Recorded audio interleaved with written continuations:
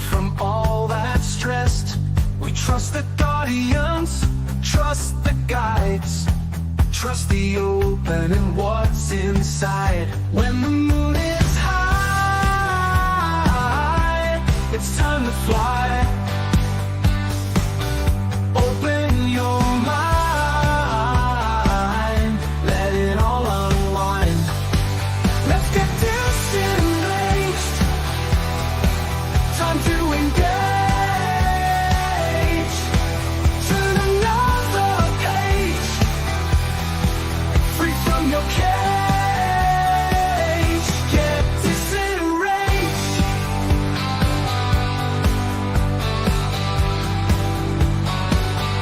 When you feel like you've had enough and the week was busy and tough, you need a break, you need some fun. You need to take time from the run. We'll blow your mind. We're just in time. Seek and ye shall find. Time to unwind. Let's get disenraged. Time to engage. Turn another page, free from your cage. Get disenraged. Aliens, ghosts, spirits and shadows, spirituality, ultra reality, the Bible, the pagans, all the conspiracies, tarot, astrology, and alternate history. Open your heart to other possibilities and get disenraged. Time to engage. Turn another page, free from your cage.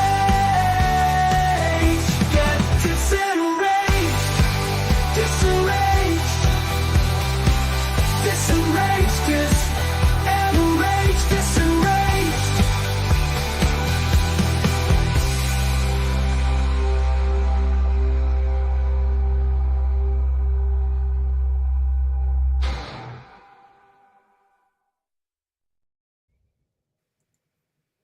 Hey, Jennifer, what's going on? Hey, Carlin.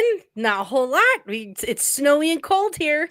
Yeah, it's snowy and cold here. I'll tell you what, it has been good and snowy and cold here. I have barely gone outside in like a week, Oh, really? which isn't actually all that unusual I for was me. gonna I'm honest, say, I don't go work at outside home. that much. But I definitely, I made a priority to not go outside. Yeah. I have some friends over in like West Virginia and so they're all complaining about the snow. We got 2 inches. It's so cold. It's supposed to yeah, be wow. spring. And I'm like, I eat 2 inches of snow for breakfast, you amateurs. Yeah, I will say that. At least I don't complain about the 2 inches of snow. Like, if I'm complaining about snow, there's actually a problem, and my car might be in a snowbank of some sort, and that might be why I'm not moving. But no, like people they don't understand, Jennifer. People in Virginia, they don't understand. They don't No, get it. I'm laughing at it because I'm like 2 inches is like, oh good, that's not bad at all. We don't start really getting upset till after 6 inches. Then Yeah. we start kind of going, well, tomorrow's commute's gonna suck, if you have to leave and go to a job or whatever. And then it gets, from there, and I'm in the foothills. So if the city gets 6, we're gonna get 10 to 12. Man. So Yeah, like 2 inches of snow is what I learned to drive in. Okay, I don't want to hear any complaints from you people. Like just go fast, build momentum, it's okay. Pump your brakes, never hit them. That way you can control your slowing and you don't go, ah! It's true. It's true. Mhm. Well, guess what happened with me today, Jennifer? I can't wait to hear. I know that you're so excited about this. You should be, though, because my book is out. Oh! Finally. Yes! And look, I'm #1 new release in a category. Now, I don't actually think that category had much competition, but that's still kind of cool. You need to take a screenshot of that so I that you can use that on, do it right like, now. say, hey, #1 Amazon best-selling author Carlin Burisenko brings you. Doing that right now. But then I was looking, so this is the Kindle version, and then I was looking at like some of the other rankings. So if we go into censorship here, look at this. I'm like one of the top new releases in censorship too. I'm the #1 new release in censorship. That's pretty rad. That is amazing. Again, screenshot everything. Like, it's awesome because you can use that in marketing. And then look at this. I'm right behind Gad Sad. Wow. That's pretty cool for a book that I barely even promoted. I'm not upset about this. I love that you're on the. Is that El Che? You're on the same page as El Che. I guess so. down there. Oh, this Forbidden Stories one? Yeah, no, okay. I guess I don't know who that is then. The one, Oh, yeah. Che, yeah. Oh, Yeah, Che there's Guevara. Yeah, there's Che. Hey, I'm beating Che Guevara. Check that out. I'm higher ranked than Che Guevara. Bonus. So that was pretty cool news, and I'm very excited about that, and I'm already working on the next several. I have many plans now. It's like the floodgates open once you do it. It's like losing your virginity, really. Like Pop that cherry. Oh yeah. Well, once you pop the cherry, you have a lot of fucking sex. Yeah. And that's what the fuss was about. Oh, I get it now. Oh, okay, I understand. All right, who's next? Take a number. Yeah, for real. College was eventful. Let me tell you what. But we don't talk about that. Obviously, I'm innocent and pure and would never have sex with anyone. But I mean, if you're not a slut in your 20s, you're never going to get the chance to, have that fun. That's kind of how I feel about it. Like, I may have had a lot of sex in college, but I don't regret a fucking thing. It was awesome, and I wouldn't do it any different. Anyway, so where was I even going with that? Oh, Something about more books. I'm excited to write more books now because my cherry has been popped on the book publishing thing. And now I know I can publish books whenever I want. Yeah. And that's actually kind of what I'm getting the impression that people want me to do. Like, they want me to write more books. And I'm like, I can just do this myself. I don't have to have middlemen involved, like a fucking agent and publisher and editors that don't even know what I'm talking about. I can just do it all myself. This is like the most amazing discovery that has ever been discovered. It's like going commando. It is. Yeah. You don't have any of that constriction, confining anything. You're just like, woohoo! But true though. Like I was actually thinking about that the other week. I was like, I can literally do whatever types of books I want. I don't have to, I can put in cool things and maybe like, I don't know, think outside the box. Or, one of the things I did in this book is I included like promos for my Substack and stuff like that at the end. Kind of like, and any links in your ebook are live links on people's Kindles. And I'm like, this is effing great. Like, I mean, it's just like, it feels like the handcuffs are off. You know what I'm saying? Indeed, I do. Yes, it is very. At first, I was terrified. First, I was petrified. I was afraid. Yeah, there's all that, and then it's just like you can do it whenever you want. I do go through an editor, so I'm not as free with the whole AI thing, but. Again, I do love the human interaction with my editor, so I'm going to stick with her. But that's then I can just put it out when I'm ready. Yeah, that's part of your process, though. Right. Yeah, like, I hate having. Like, I hated working with editors just because, like, I always had to they would always. Okay, I'm sure your editor's great. My editors would make dumb suggestions that didn't have to do with anything because they didn't understand what I was talking about. Man. And I think it's just like it's a little bit different too because you're doing like fiction. And I'm doing nonfiction. So it's like I am the expert in my subject matter. There is a right and there is a wrong, or at least based on the perspective that I'm advancing. And it's like someone else comes in, you have to teach them the ins and outs of everything, and then they fight with you. And it's like, this is you are not the expert. Shut the fuck up. Like, right? Yeah. I love my editor because we've been working together for 2.5 years now, and she has gotten into my rhythm. Yeah. So she understands my process. She understands I take feedback really well. And she trusts me if I say I disagree with one of her decisions. She never says, change this, change that. Mm-hmm. She just offers sideline commentary. And she's like, this is your art. You do what you want to do. Here are my suggestions. This is actually, you need to change this because it's grammatically incorrect and you misspelled this 3 times. But I mean, like, so she's really good with all of that. But it's in terms of our back and forth with ideas, she's wonderful at just helping me get rid of the rough edges. And I could not imagine my process without her. She's fantastic. Well, there you go. So this is what I'm going to be doing for the foreseeable future. And I'm very excited about that. And I, have you pretty much to thank for that because I feel like you, for to a certain extent, were the one that kicked my ass off the cliff where I kept kind of pushing on it a little bit. Yeah. Yeah, you did here and there. And I was like, I don't know. But I was so sick of working with book publishers that I was like dragging my feet on even attempting another book because I was like, I just don't want to do this again. Yep. You know, so this is Yep. much And then I'm better. like, hey, I Much got more another one better. out. I got another one out. What are you doing, Carlin? Yeah, you really did too, and I was really like, But no, now the floodgates are open, Jennifer. I already have my next book on queer Marxism completely outlined. I'm planning on, did I mention this? I'm planning an anthology of Antifa material. Oh. Because, did I mention this to you or did I mention it to I think someone you else? kind of talked about it a little Yeah. on movie night. Yeah. Yeah, so that's gonna be because they put all their shit out there without copyright. So Yes. I can take that and you guys want to see what Antifa's writing about? I'll show you. I have it all. I spent all weekend loading it in my Discord. The Encyclopedia Antifa. Encyclopedia Antifa. And lots of other cool stuff coming too. So Well, and you can do your own covers. You can like everything. You've got your formatting program. You've got everything set up. You are a one woman band right now. You can do whatever you want. And now that I've been through the process, because honestly, most of the editing I did was like making sure all the titles of the books are italicized and making sure the block quotes are all formatted correctly and all. Like that was like just like editing with like grammatical errors and making everything like consistent. That was the vast majority of editing that I did. And so no, this is easy now. I wish I had discovered this years ago. It's one of those things where someone told me to do it years ago and I poo-pooed it. And now that I've actually done it, I'm like, oh, well, yeah, okay, fuck you. You should have listened to you, fine, but whatever. It's all good. We all have our own process. I'm going to be the exact same way with my YouTube channel whenever I get that up. Oh yeah, I feel like I've been nudging you to do that for a while. But like, Jennifer, where's the YouTube channel? Where's the YouTube channel? What's going on with the YouTube channel? I know. Well, I actually did some filming. And I figured out how to edit video and add sound effects and visual effects on Canva. So it can actually be fun and exciting and playful, which I enjoy.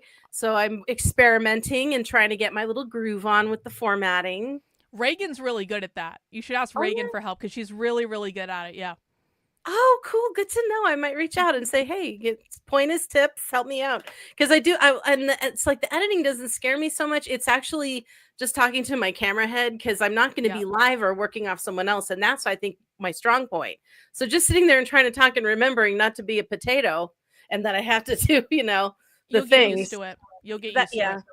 I hope so. I'm also seeing, and this is another thing that makes me nervous because I kind of watched what you've gone through over the years, and I've seen now a few because there's BookTube and there's AuthorTube, and I'm seeing there's actually been some controversy hitting AuthorTube lately, which is hilarious to me because I didn't just like when it hits your knitting community and you're like, how is this hitting the knitting community? I'm finding the same thing with AuthorTube, and there is one guy who's starting to go after my genre. Let him do it. Oh, because I'm like, do I take him on or do I? No, don't start the drama. Don't do it, Jennifer. But part of me is like, you want to, but I want to.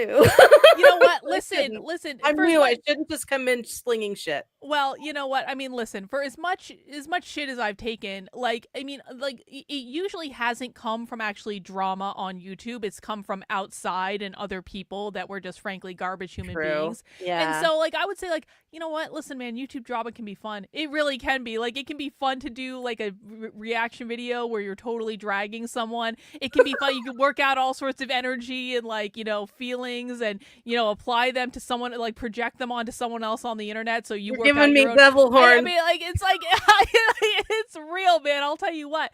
And so, so I'm in favor of you getting yourself involved in erotic fiction drama. I think that'd be great. And it would probably drive a lot more people to you and people would find your stuff that way, which is, people always accuse me of doing this, like starting fights to get clout or whatever. That wasn't ever actually what I was doing. I was just saying what I thought, but responding. It was a way. It is a way to get people to notice you. I might do a very nice response, as in a rebuttal to, no, I disagree with you, sir. I don't believe that romantic erotica is ruining literature. Yep. And it is the most important, it's the biggest genre right now in literature. But he's like, all of these books are ruining literature and it's all trashy and everybody needs some Jesus. And I'm like, oh, sir. Oh, sir. I mean, is anyone forcing you to read the romantic erotica, sir? Oh, he's just big mad because there's not as many people reading his genre anymore. Oh, see, that's all. See, that's always the problem. It's always about competition. It's like I have to tear you down in order to get something for me, and like people need to learn that's just not the case, and it only creates more garbage. And you should absolutely do that. You should do that response video. Live in abundance. There's probably so many more readers. The same amount of people are reading your books as were before. There's just a lot more women who weren't reading that book anyway in the first place. They were never going to read your book. No one's taking anything Yeah. away from you. They're just reading this over here, and it happens to be huge. People have found something they love. Let them have it. And People yes, like it has sex in it. Back the fuck off. people like the fantasy. People are allowed to have a Exactly. fantasy. Have It's some fun. okay. Stop preaching. Let us have our fun. You don't Marriages have to. everywhere are thanking these authors. Trust me. I've Stupid. spoken. Stupid. There's way worse things they could be reading than romantic erotica, for crying out loud. know. One gal's like, "Oh, it's porn," and I'm like, "Oh, I'm not. Then I'm not don't gonna get read into it. it. Get out of it, then." Yeah, it's Jeez. okay. It's okay. Go ahead. Go be mad. All right. Well, we're going to talk about past lives today. And Yes. I was thinking earlier, Jennifer, I was like, what if I was like a communist revolutionary in the past life and I got put against the wall and this is my karma in this life is to make up for my past life as a communist revolutionary that got like killed after the revolution or something. I could totally see that. Yeah, because Yeah. you're kind of a freedom fighter, right? And Yeah. you maybe were just on that side at one point. This is karma. This is payback. Maybe I was like Lenin, or what if I was the reincarnation of Lenin? Oh my lord. Wouldn't that be fucking hilarious? Yeah, that would make me extremely uncomfortable. But a soul's a soul, so let's not think about that too long, shall we? I don't think I was the reincarnation of Lenin. I've never felt any affinity towards Lenin, but that would be some funny shit if that was true. You're not giving Lenin vibes. It's okay. It's pretty okay. Yeah. All right, so I got a bunch of videos about past lives that I pulled up, and I think you're gonna like the selection I have. So the first one, we're gonna start with Greg Braden, who I've never really loved, but I've never really hated. I think he does a good job, and it seems like he has something on reincarnation in past lives, and so I was like, this is probably a good place to start for a little explainer. We know it's gonna be well done. It's not gonna be some creepy AI thing on the internet. So I wanted to start there, and then, and I think you're gonna like this, Jennifer, I found Bashar talking Yay. about past lives. With So vibrations. we've got some Bashar videos talking about it, and I made sure they were all different. And this one is with Bashar, Seth, and I don't know who Frank is, but I know who Seth is. And so Frank we've got Powell. different channelers in this one. Interesting. So we're gonna get some different perspectives. And then this is another video of Bashar. And this is a little bit longer. And then I have this special little bonus one too that if we wanted to do it we could, but I think starting with these videos is good. Yeah, well, I don't want to get too Bashar heavy, so we don't get too much of one perspective, but I do love him. Before we get started, I want to ask you, what is your perspective on past lives? What is my perspective? I mean, I think that we've all had okay, so obviously I'm gonna start with this. Time is not real. Get it out now. Get it out now. I'm sure I'm going to get it out 10 or 12 more times on this stream because you know as well as I do what they're going to say. They're going to say we are living all of our lives right now simultaneously because time is not real. Fine. You know I'm right. And so that's kind of my perspective. I think that we have many past lives. I think that we, kind of like come into a life deciding we're going to have certain lessons, certain types of experiences. We have certain soul contracts. We make all those decisions before we're born, and then we live it out on this planet or on any other plethora of planet that we can choose from. And then we go back and we, do our life review and we hang around in the spirit realm for a while, and then we can decide to come back whenever we want or not. We don't have to come back either.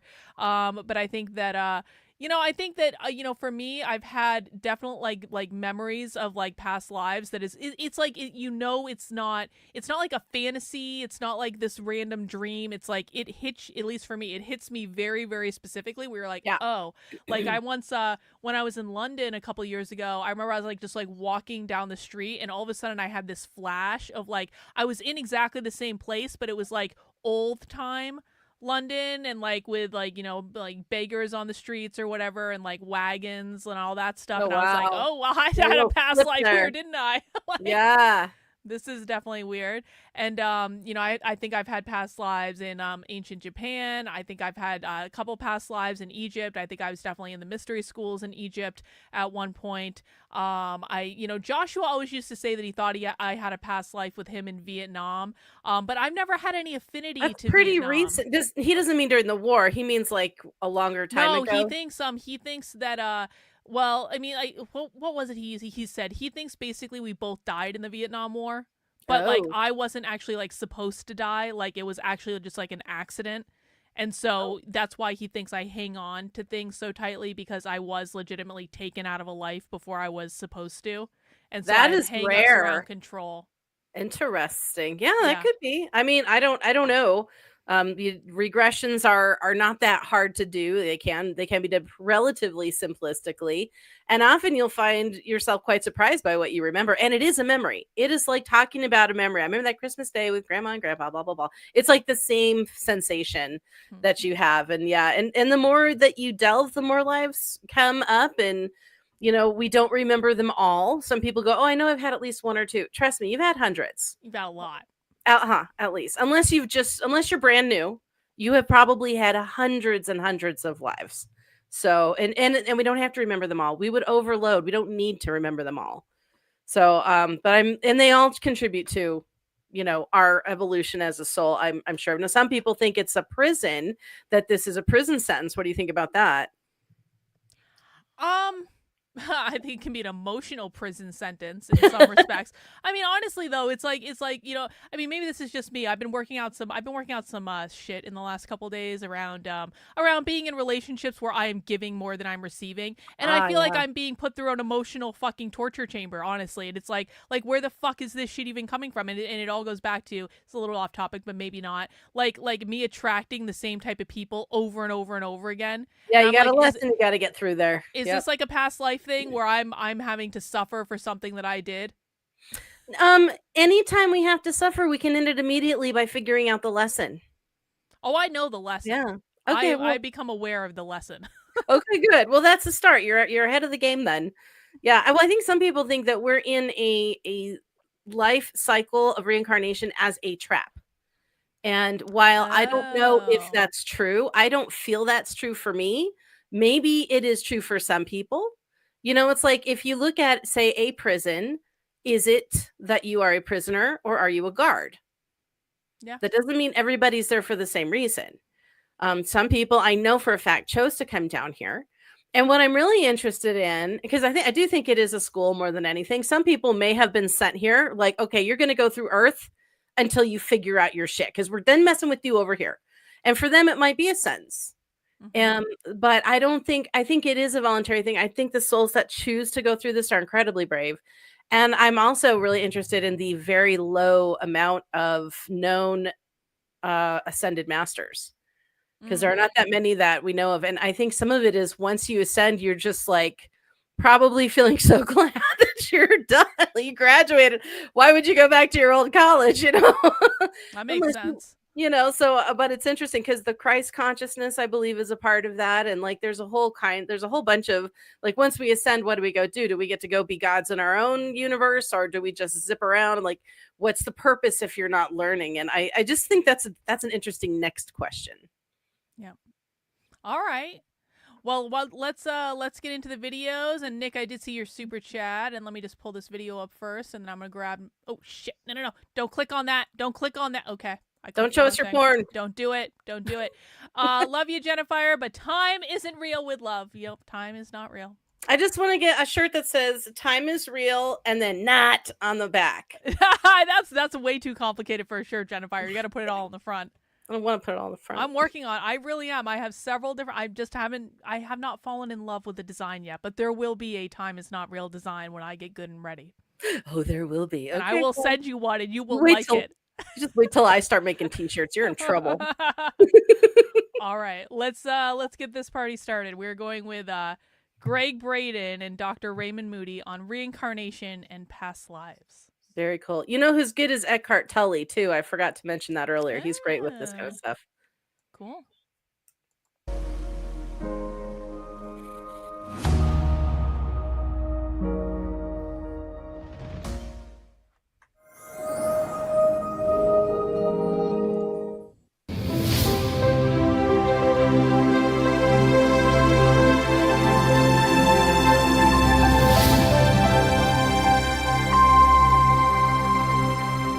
I am Raymond Moody, and these are my thoughts on reincarnation.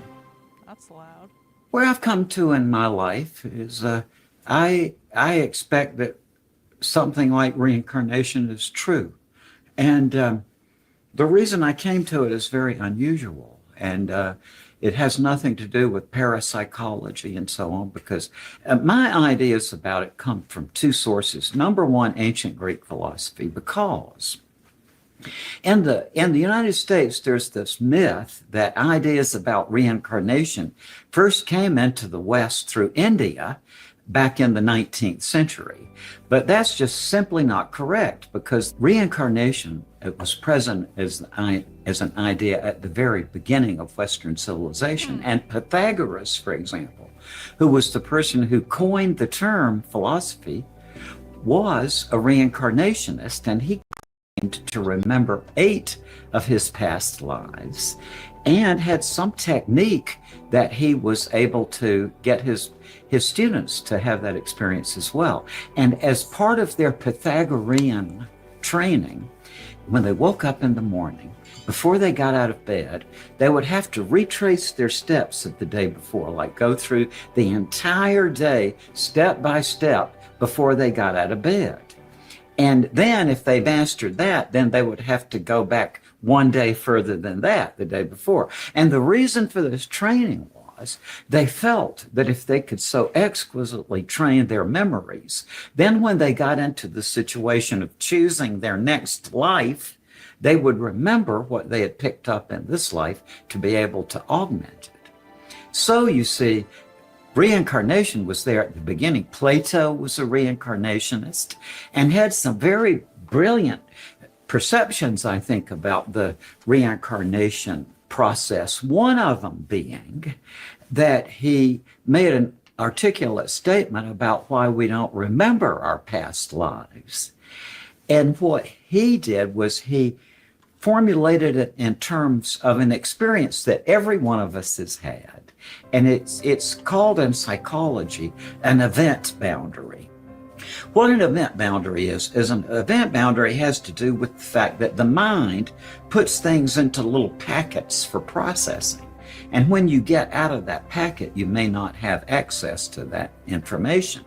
And the most common example is that you're in the living room and you think of something you want to get in the kitchen.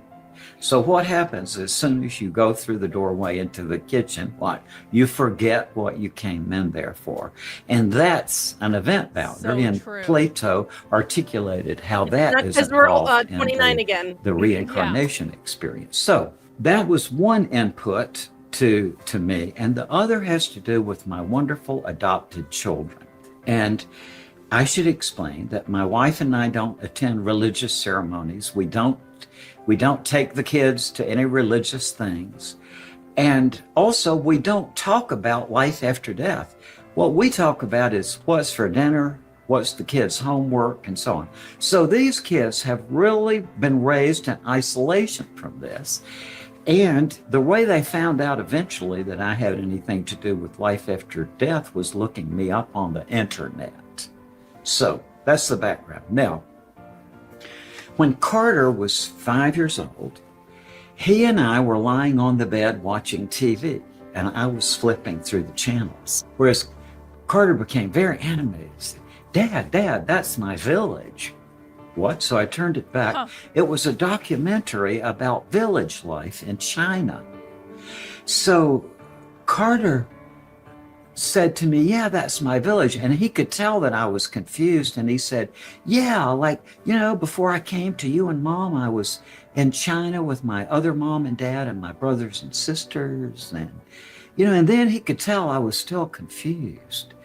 So then he said, yeah. And he said, then I was up in the trees looking at you and Mom down lying in the grass. And I knew exactly what he was talking about, because 5 years before he came along, my wife and I were on a tour of Greece, and we went to this archaeological I really site. thought that was going somewhere else. And the attendant could tell we were just exhausted from our trip. So he said, lie down in the grass over there and take a nap. Well, there were trees all around us. And so what we were talking about was adopting a baby. Okay. Now, my wife and I just didn't follow it up. It's like, if you had gone on and asked questions, then you had danger of shaping the story, right? But we just don't talk about this. But what this means is that Carter sometimes brings it up even now. Just like a couple of years ago, I was walking into the foyer of our house, and he sort of purposely took me aside. He looked at me, he said, "Dad, you know I came here for you, don't you?" And I said, yeah. That's sweet. Now, my daughter Carol Ann is Blackfeet, Native American. Again, we adopted her at birth. No religious background. We don't talk to the kids about stuff like this. So she took these long walks to me, and about, I guess, 8 or 9 years ago, walking along our route, and there was this old wooden bridge. She just loves to sit there and talk. So this one day, out of nowhere, she said, "I don't like this place." And it was obvious that what she was talking about was the world. So I was sort of shocked, and she said, "Yeah." And she said, she said, "When you die, you just go up and you be with God, and he keeps you there till all the people you know while you're alive have died, and then he sends you back as another person." So I said, "Well, what makes you think that?" And she said, "I just know in my mind." And then she said, "And I was with God, and God pointed you out to me. And he said, you got to go down to be his daughter." And I said, "Well, how did you feel about that?" And she said, "Oh, I didn't want to do it. I wanted to stay with my Goddie." But she said, "But he pushed me down to be your daughter." And so I said, "Well, are you glad you came anyway?" And she said, "Yeah, sure." Now, again, we don't follow these things up. But what that means is eventually they... Yeah, that decision was okay. I used to tell my mom that she dragged me down here kicking and screaming because I wasn't ready yet. And she's like, "That makes me feel bad." I'm like, well, I mean, of course I needed to be here and stuff, but I was just ragging on her a little bit, and I feel bad now. But like at the moment, I thought it was funny. It's not funny. Don't tell that to your parents. When I took my daughter to Japan about a year ago, and I heard her at another table holding forth about this, and she told this to the people on the table. So I think that there's reincarnation, because that's what my kids have told me, and I really believe them, because believe me, when you have kids when you're in your 50s, you observe. It's you really do.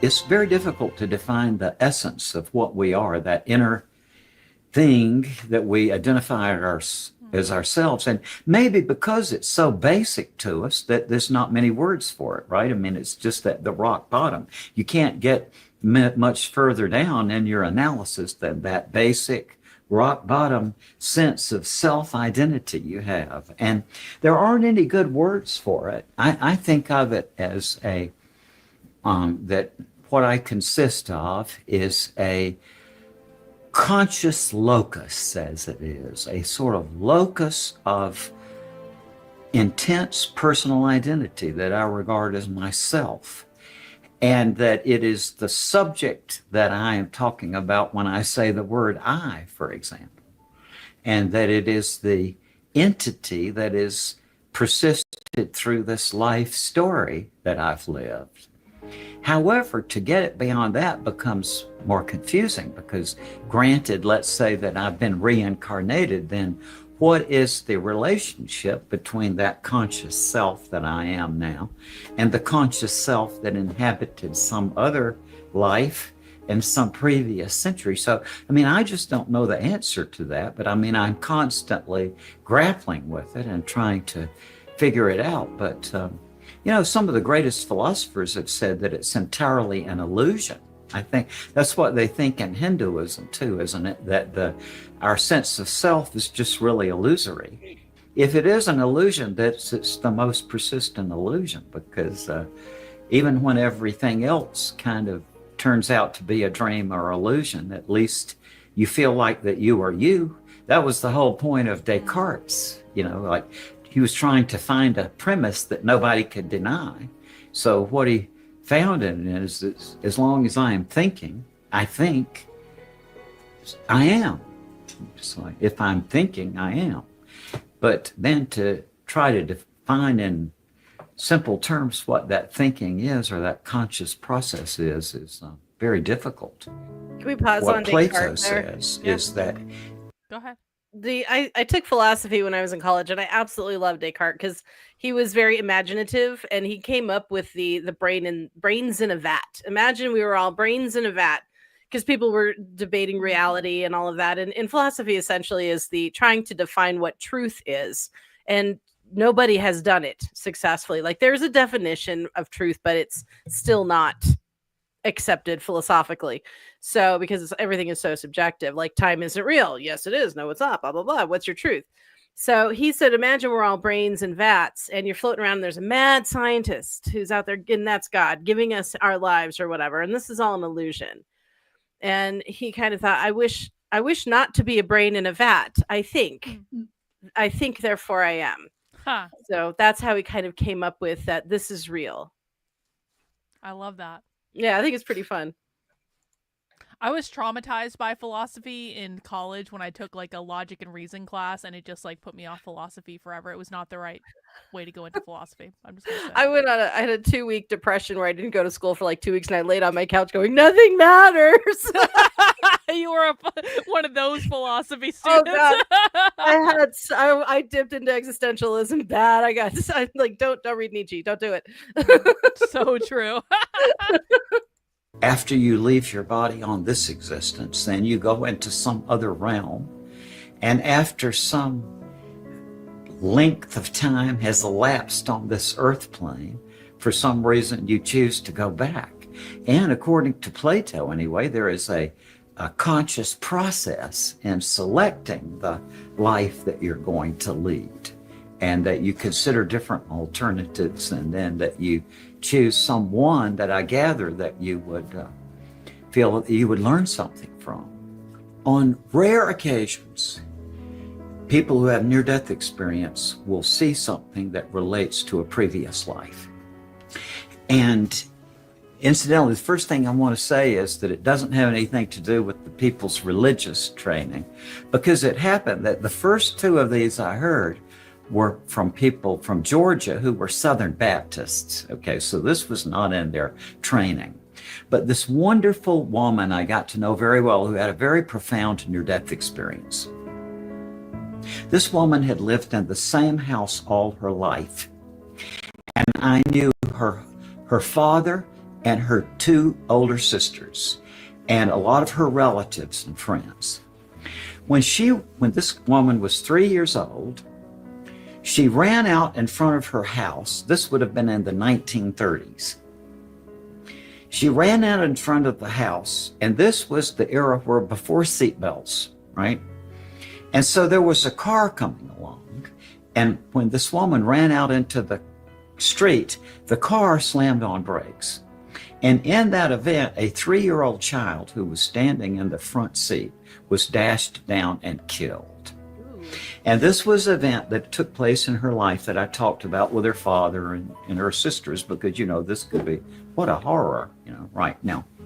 She said, and in her life review, that appeared, but there was this like filament that attached it to an event in some other place. She said she doesn't know where this was, but that in this version of it, she was a child sitting on the buckboard, I guess they call it, of a carriage going along the street.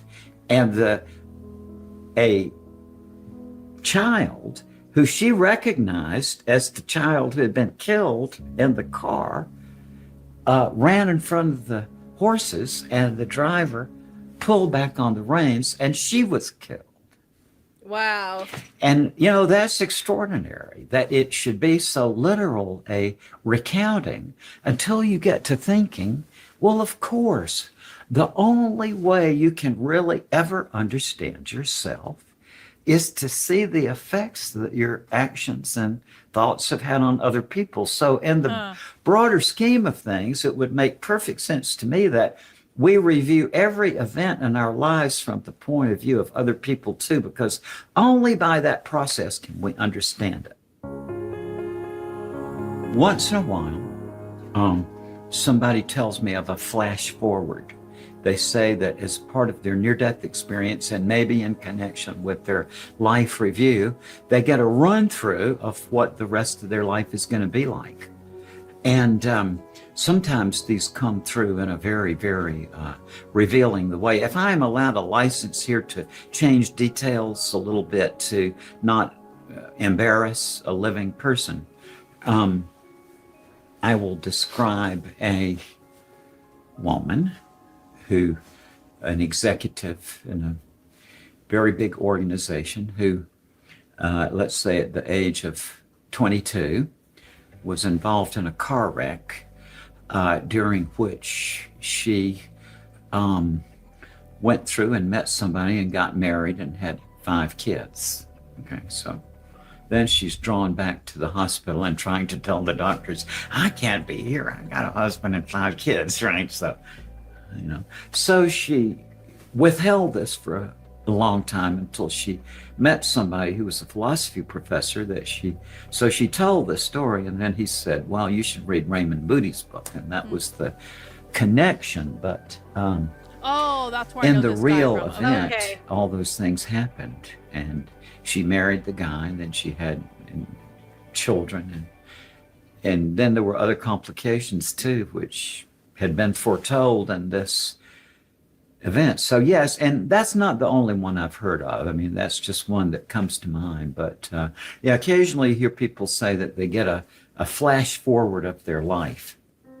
And Plato had an opinion about it. He said that you go around these cycles of life, but then you eventually get to this point where you can step off that wheel and go up to another level.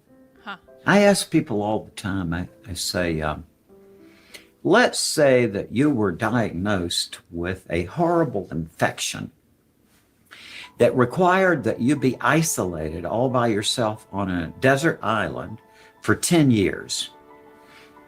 And let's say that they took you out there in a cargo plane, and there was plenty of room in the hold for all the food and water and medicine you were going to need for 10 years. But there was some extra room where they could have, say, a DVD player, and let's say 3,000 DVDs. So what I ask people is, would you choose all comedies? Right? Now, of the years I've been asking this question, I have only heard 3 people say yeah, right? Most people say, no, of course I wouldn't choose all comedies.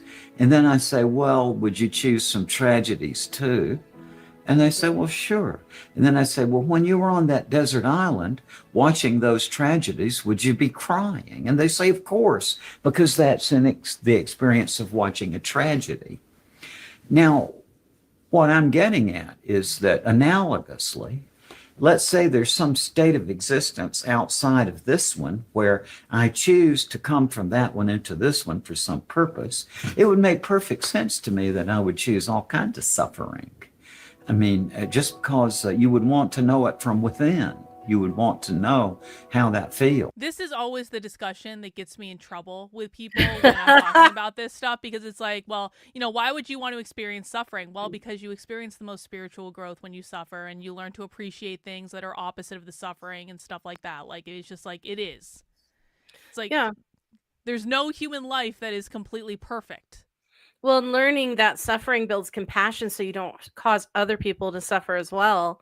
And ultimately, the hope is that we evolve to a point where we are kind because we understand hurting someone sucks, because we don't want to get hurt. So you don't want to hurt someone else. But it's not just for a reward, but it's also because it's a lot more peaceful to not be in pain and not to cause pain. Mm-hmm. So I yeah. sometimes think it's very peaceful to cause pain myself. I'm in the hurting other people mode right now. I'm kind of becoming convinced that you've got a little real evil in there. You know what, Just a little Jennifer? bit. You know what it is though. It's like no one ever protects me from this bullshit. That's not their job. Well, it's not my job to protect them then. Okay. There you see go. how that works? You see how that works? You want to step in this? All right. Yeah. I was like, I tried. I was nice. I was nice the first time. I was nice the second time.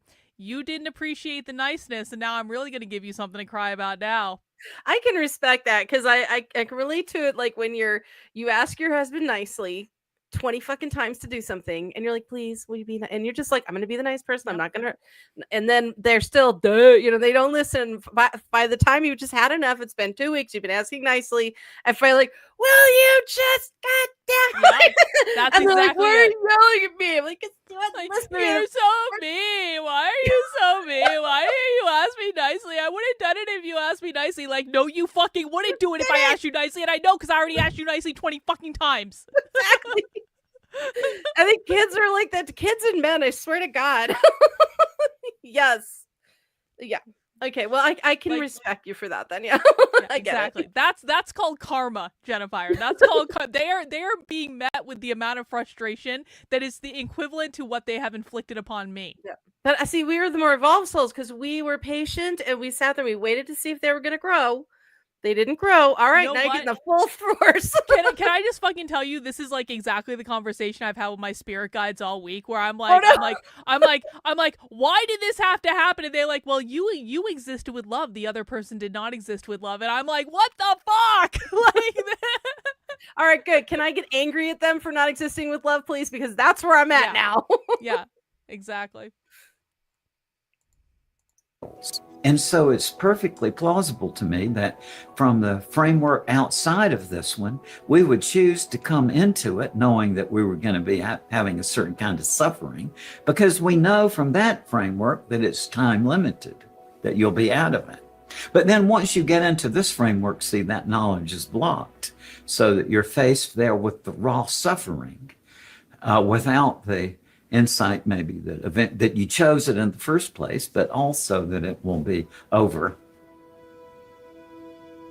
I've done a lot of those past life regressions with my students, not because of my own interest actually, but in 1985 when I was teaching in this university, there was a sort of fad about that, and my students wanted to know how to do it. So over a period of years, I gathered, I don't know how, a couple of hundred people I guided through these past life regressions. And I will say, number one, that it really set me back on what I had thought about, because what people say is that, number one, these are all very hysterical and suggestible people, and number two, everybody is always either Napoleon or Cleopatra. God, that's the Those truth, are the too. things that I Yeah. thought about. You always have to be someone important. Yeah. It's like, was I don't want the to be king of anyone England, important, okay. actually. Well, I mean, not to say that it isn't true for some people, but everybody. Oh my God, there is a joke in the pagan community about how many of us have been Cleopatra or somebody in the past. Do you think you were ever anyone famous, like for real? I do, and the weird thing is I actually remembered kind of like that sounds like something I would do. Is when I heard this historical factoid, and I can't remember what it was or who it was. It was just one of those blips where I'm like, oh, that sounds like me. And then I just forgot. But I know it was somebody. I want to say it was somebody in the French aristocracy, but I don't remember anymore. So I don't know if I was ever anyone famous. yeah. And we don't have to be. That's We a don't have to a be. minority. That's why we're gonna do it in this life. Yeah. It's not it's not the purpose. Fame is not the purpose of anything. Sometimes you get famous for the wrong things, so Yeah, keep that in totally. mind too. Yeah. But then when I started doing it, it's really interesting because all of the people I guided through it, nobody was ever about anybody exceptional or historic. These were just very workaday, plain lives and different cultures and so on. And I had my friend who does this guided me through it, and I was completely startled by it because it was totally different from what I had imagined. This was like hyper photographic. This was more clear than in a photograph. But also I had this really interesting double perspective. Like I could look at these images and I could say, well, now I'm going to go into that and see how it was like from the character's point of view. But then I could switch out and I could watch that character who identified as me doing it. So it was like you could come in and out. I gather that there must be ways that you can tap into these memories of past lives. However, I do respect the Tibetan tradition that says you probably better leave it alone. And the reason is, Plato said a similar thing. You know, if at every moment in our waking life we were flooded with all this information from past lives, it would make it more difficult to concentrate on this task at hand. True. Yeah. My research and thought over 50 plus years suggests to me that basically what a human being is a conscious entity that really appreciates narrative and story. Because what are you but your story? And I think the essence of the identity of a person is that person's life story. I sure hope that my children remember me favorably. That's what I want to be remembered, as a good father, and with all my failings in it. But to me, it's entirely personal. My kids and my grandson is how I would like to be remembered. In terms of professionally, I would like to be remembered as a scholar is, that I would say that this guy, Raymond Moody, took 2,300 years of assumptions about nonsense and turned them around and showed that meaningless, unintelligible language is not something to be reviled and debunked, but rather is something that can be a key to the understanding of consciousness itself. So I would like to be remembered as the student of philosophy, because I don't like to call myself a philosopher, a student of philosophy who figured out how to think logically and intelligibly about things that are meaningless and unintelligible.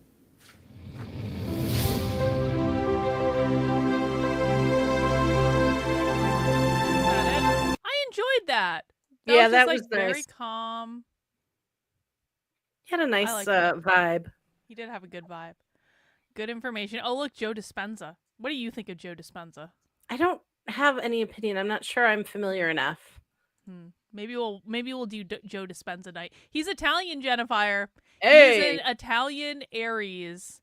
Oh. And he is a narcissistic jackass. Oh, good. But his information is really good. Oh, I've heard you talk about him before. Okay, Yeah. I'm not familiar, but familiar, ish. You know of him. I know. Dragon Water. We are all source and thus all souls that have ever been. Well, that's another time is not real reference there, Dragon Water. But we have hived off, so we're individuals now. All right. Fine. All right. So this next one is a quickie video with Bashar. And he just like answering questions, and then we can go into a second video that also has Bashar, but also has some other channelers too. So it won't just be Bashar. We will get different perspectives. Sound good, Jennifer? It does. And there was something I was thinking about that I wanted to address before we go into the next video, and that is that as he was talking about the different DVDs that you could watch while you're on your desert island for 10 years, and it's like, why would you choose suffering and stuff? And the thing is, like, suffering sounds it's interesting to watch, not so much fun to go through, but when we're between lives we kind of forget that. For us it is like picking out a movie or a video game or something. We're gonna go play this now, and then we're in there, we're like, this sucks, this boss level is hard, I don't like it, somebody get me out of this cave, I'm gonna go back to the enchanted forest. Like it's different, it's a little different when you're going through it. It's like every time I ran a marathon. And I would be like, okay, this is gonna be great. This is gonna be a lot of exercise. You're gonna go train for this marathon for 6 months, and then you're actually gonna run the marathon. And then you get there, and training for a marathon is different than running a marathon. And running a marathon sucks. It fucking sucks. It sucks real bad. It sucks, especially when the weather is cold and rainy, and you have to train through a winter in New Hampshire to be able to run the Boston Marathon twice. It sucks. And then so the last time I ran a marathon, marathon. Actually, it's coming up in April. It's going to be the 10-year anniversary of when I ran the Boston Marathon the last time. And I Wow. remember like a couple weeks before the race, Victor and I were out at a bar having some drinks, and I said, Victor, I need you to take a video of me saying, never allow me to run a marathon ever, ever, ever, ever, ever again. And I need you to take this video right now, and I need you to put this video away and save it. And then lo and behold, like, a couple weeks after the marathon, I'm like, that marathon wasn't so bad. Maybe I should run another marathon.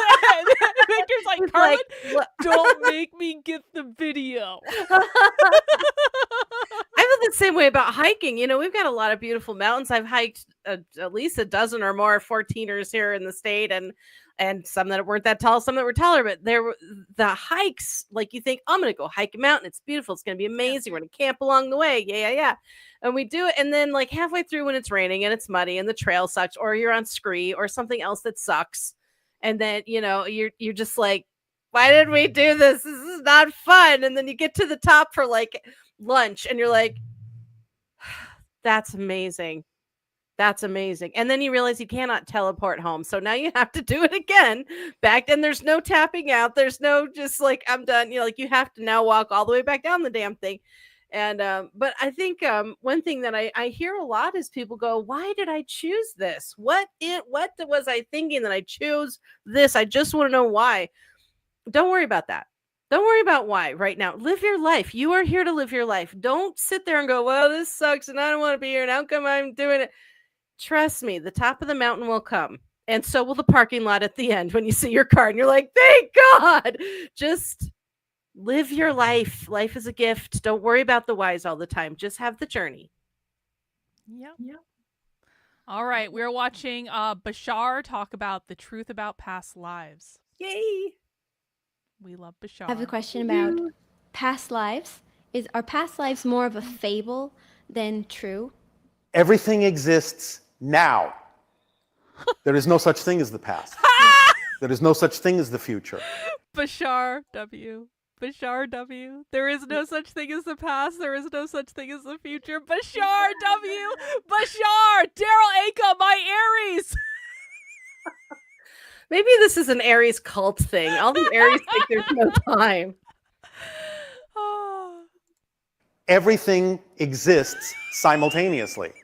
So you can create an experience called a past life, a reincarnational experience where it seems you have a life and you die and go into spirit, choose another life and you die and you go into spirit, choose another life and you die and go into spirit. You can create that linear experience and call it reincarnation. But you're only describing an experience. You're not describing the actual mechanism that causes the experience. The actual mechanism is that everything exists at once, and therefore what you're doing is you are making energetic links and connections to those other simultaneously existing incarnational lives of those people. You're connecting to them in a way that you draw information and experience and knowledge from them to help inform this particular experience, just as they may be making connections to you to draw from your experience to help them in their lives. But all those people exist now. You, as a person, have never been them. They, as a person, will never be you as a person. Now, if you want to come from a higher level, let's say the oversoul level, and you want to say me, referring to you on that level, then you can say, all right, the oversoul has an extension that you call this life in this time and place, and has a simultaneous extension that you call this life in that time and place. And so the oversoul can say, yes. So both lives are different aspects of you? Is that what he's saying? I believe if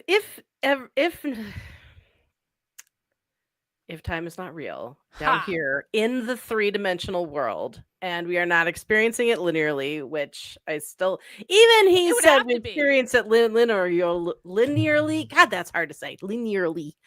But yeah, I think he's saying that it's all different pieces of an oversoul that are experiencing it, and it's kind of like an octopus. It's like the central hub. Yeah, it's like a spider that has its legs in all these different lifetimes at the same time, but this leg can't be in this lifetime, and this leg can't be in this lifetime. They have to be in separate lifetimes. Right. All right. I'm interested in the concept of the oversoul. I haven't totally embraced the idea yet.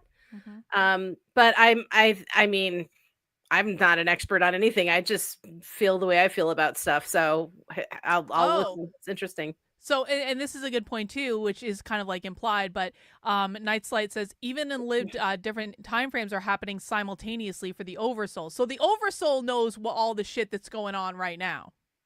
Maybe that's why we feel like there is no time, because for it's all at the same time, but for us it's linear. Yeah. Yes, both of those are my lives. But that's because they still happen simultaneously, even from the oversoul perspective. But when you say, was that my life as a person? The answer is no, it wasn't. And that dynamically changes. As you change again, you make different connections. You unplug from some and plug into new ones to get the information you need for the new person that you are. Therefore, that's a constantly changing dynamic thing. It's never really static. Even though you might say, well, that has been my quote-unquote past life. As long as I can remember, you are still recreating that sense of continuity for a reason, for a purpose. But it's always dynamically changing as you change too. Is this making some sense? So the oversoul, like, could it be even people within my own life that I'm interacting with now? Could be. Sometimes it is. Oh, the idea. Oh, check that out. Yeah, that fucks me up. That's weird. I've heard That's about so that. Weird. I've heard that it's like there's only one soul and we're all a part of it. And so when we're kind to someone else, we're literally being kind to ourselves. Or mean to someone else, we're literally being mean to ourselves. And it's like just one big soul. And that kind of makes me feel a little icky because I don't like the idea of a collective. See, so how I would interpret that is I do believe we all come from the same source, right?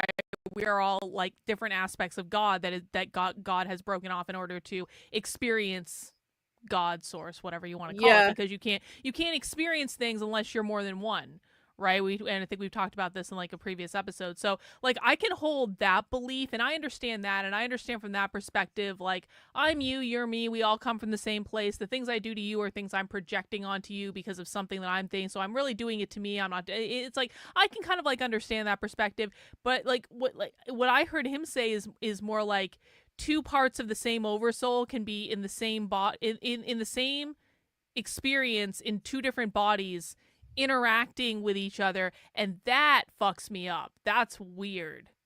Yeah. What is that? It's almost, well, it reminds me of like the twin flame concept. Is like why twin flames are so you're right. virulent. Twin fucking flames. Oh, yeah, because it's like the same soul that splits apart. Yeah, and it's like two aspects of the same thing, and that's why you're either amazing together or you're really explosive and it's very bad. Yeah, because you're just, there is no in between. It will either be really good or really fucking bad. Yeah, that's what that reminds me of. But I mean, I don't know. I think of it as, and maybe this is my physical brain trying to look at it, because I'm starting to study the holographic universe. So I can see it in terms of a hologram, the whole is reflected in a part. So the whole is there in the part. And so it's all the same thing, even if it's not physically the same atom, but it's all the same thing. However, the way I look at what happened with divine and all the different souls that hived off of it, and they have hived off and those have hived, and I kind of look at it almost generationally as like if my egg turns into a baby, it's not me. It is part of me, but it's not me. You know what I mean? So it's like genetically related to me, but it is its own thing. And that's kind of how I've looked at different souls. Yeah, I'm genetically related to divine, but I am not divine. I'm not it, but I am definitely its child. So I guess that's kind of how I look. And again, that could be my physical brain. In the holographic universe, it's all the same. So, and I can hold those two ideas, and I'm still not done figuring out like learning about the holographic universe, which might be something we need to look into because that'll really melt your melon. Let me tell you. That's a whole. Okay, we'll do a show on that sometime, Jennifer. Yeah. You can find the videos because I have no fucking idea. I understand what you're talking about, but I have no idea about any of it. Okay. Idea, however, is to remember this. The description of the experience is just a description of a perspective of a structure. The description of the structure can be very different. This is why it's so important to modernize and streamline your definitions, because many of the definitions that many of you are operating on are outdated, outmoded, old-fashioned, medieval. And it gives you a false understanding of the mechanism that is actually at hand. Wait, what's that? Nothing's outdated or old-fashioned if time's not real. You're reaching there, Jennifer. Am I? You are. Yes. I'm just taking it literally now. You watch. I'm just playing with you, but you All watch. those- I'm the devil's all the- advocate the fuck out of this. All those definitions are existing in the same place simultaneously. Then they can't be outdated.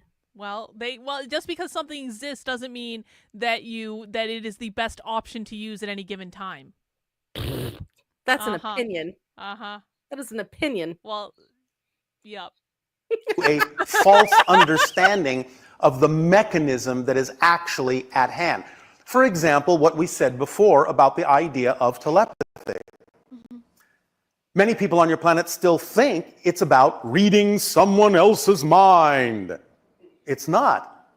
That can be an experience. That can seem like that's the mechanism, but the real mechanism is what we described. You simply operate on a wavelength so similar to someone else that you have the same thoughts at the same time that wavelength commonly generates.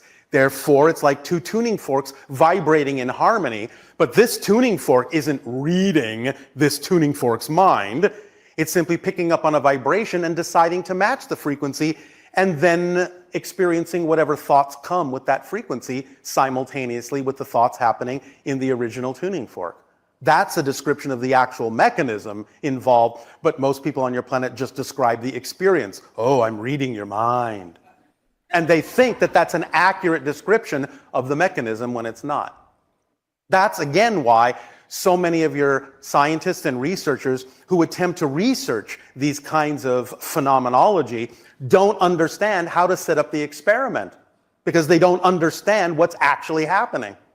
They are only going off the folklore, off the mythology, off descriptions of experiences, but there is no understanding in those descriptions of the actual mechanism involved. That's why you have to go deeper and understand how things work, understand the structure of existence. Then everything becomes clear. Oh, that's why that happens. Now, if we want to design an experiment, we know how to do so because we understand the mechanism. And lastly, I often have an experience that I have a sensation that I've been my partner's mother in 3 different situations. It's the same thing we just said.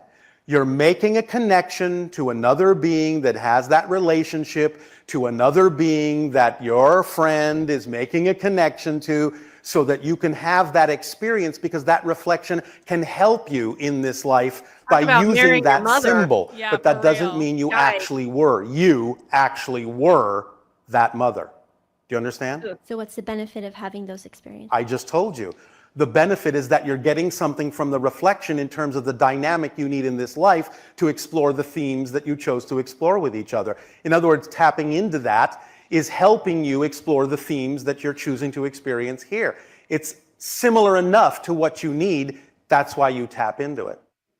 Okay. Does that make sense? Yes. Are you sure? Yes. All right. Thank you. Thank you. Bashar. I don't know. I think if anything said yes, your father and your husband have the same spirit, I don't think I'd ever sleep with my husband again. that is kind of weird to think about. I don't know if I like that too. I agree with that, Jennifer. There's a reason we don't understand everything that's going on. Yeah. You know? Yeah, so true. My God, this is another fucking argument I got into with my. I've gotten in so many arguments with my spirit guides this week, Jennifer. You have no idea. I'm like, worried, like, because I kept like trying to like ask different questions because they were not answering the question I asked like specifically enough for my liking. And finally, I swear to God, they were like, there are some things you don't need to know right now, Carlin. Stop asking. All will be revealed. There are things happening that you don't know about, and you need to calm the fuck down and just focus on what you're doing. Yep. I was like, all right, but I don't like it.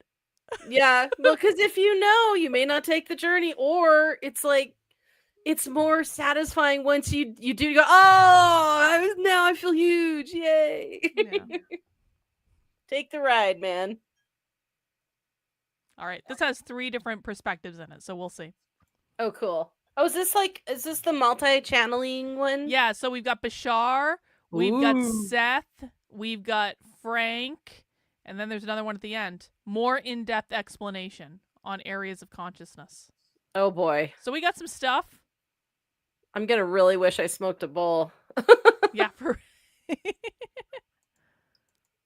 Okay, so my question is, when we're born into this reality, why is it that we forget our past lives? Aha.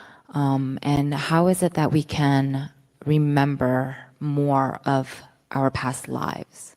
All right, well, first of all, you forget your past lives because you don't have any. None of you do. Everything exists at once. Yeah! The past is an illusion. What you're calling past lives... Double Bashar victory. I swear I didn't set this up. But you knew what it was going to say when you asked to do about you, Jennifer. You knew what it was going to say. Oh, yeah. Yes, I knew. That's why I'm like, I'm not mad at it. Whatever. It's fine. You prepared yourself for the fact that you're going to hear this 17 times tonight? I still maintain that linear time is something we have to experience in a physical 3-dimensional realm, but it does not exist outside of this. Yeah. Flawless victory on Bashar. Oh, shut up, Fillion. I'm starting to like you.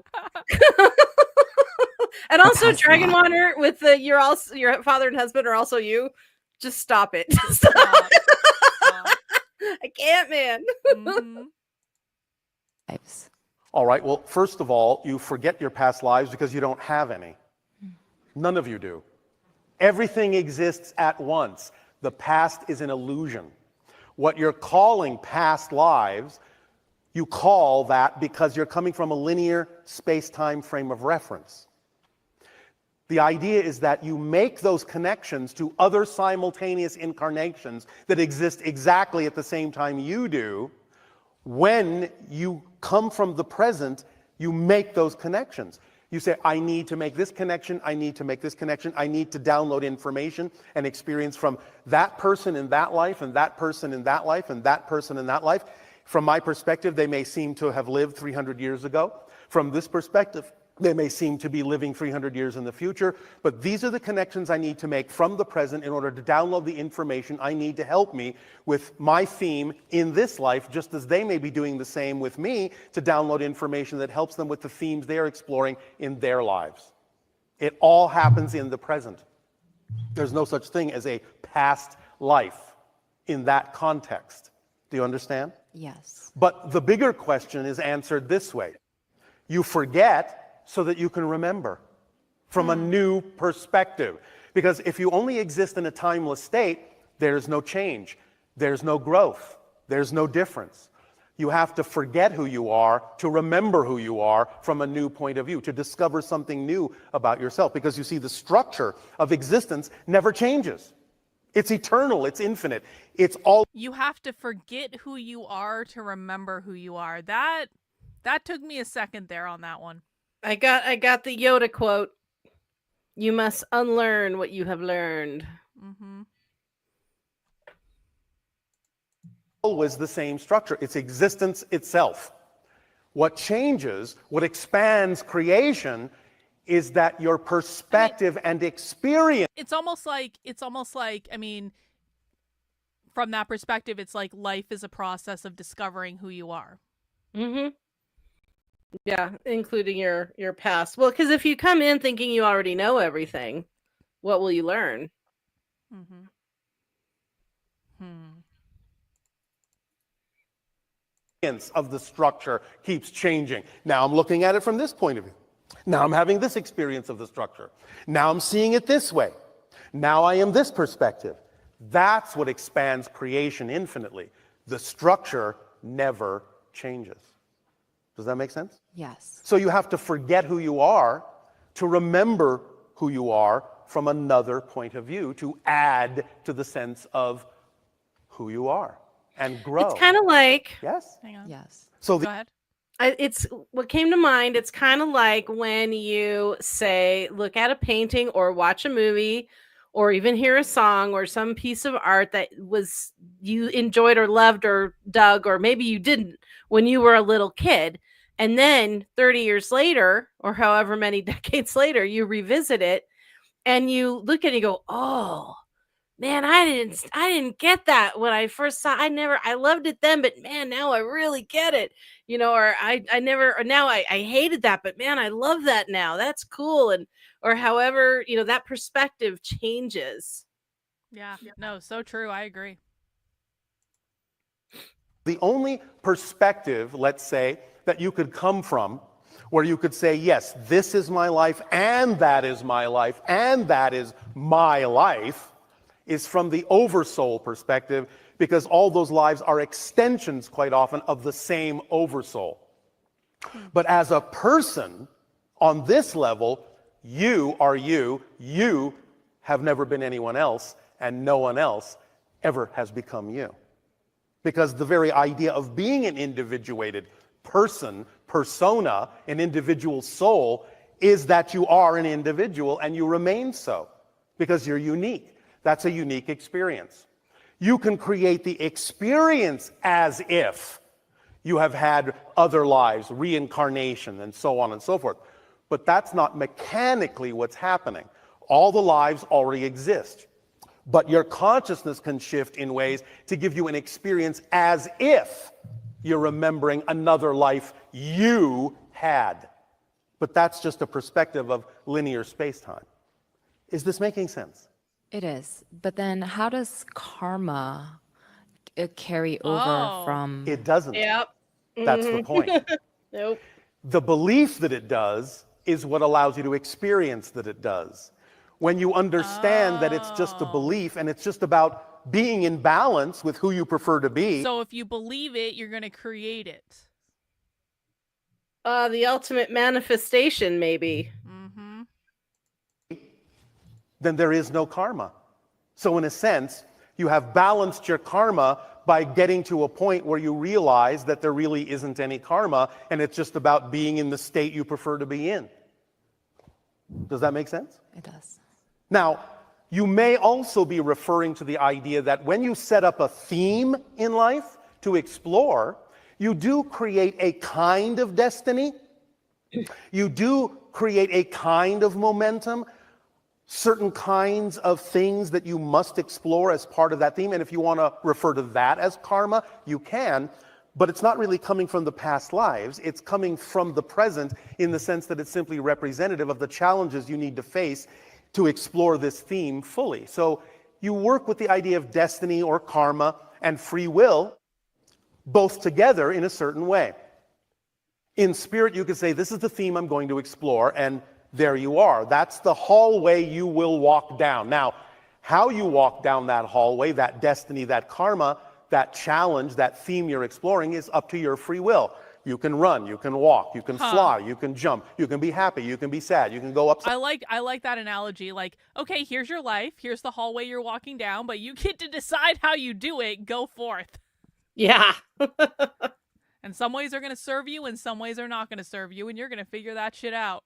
Yeah. But in some form, I guess we're already enlightened. So that then causes me to beg the point or the question, what is the point?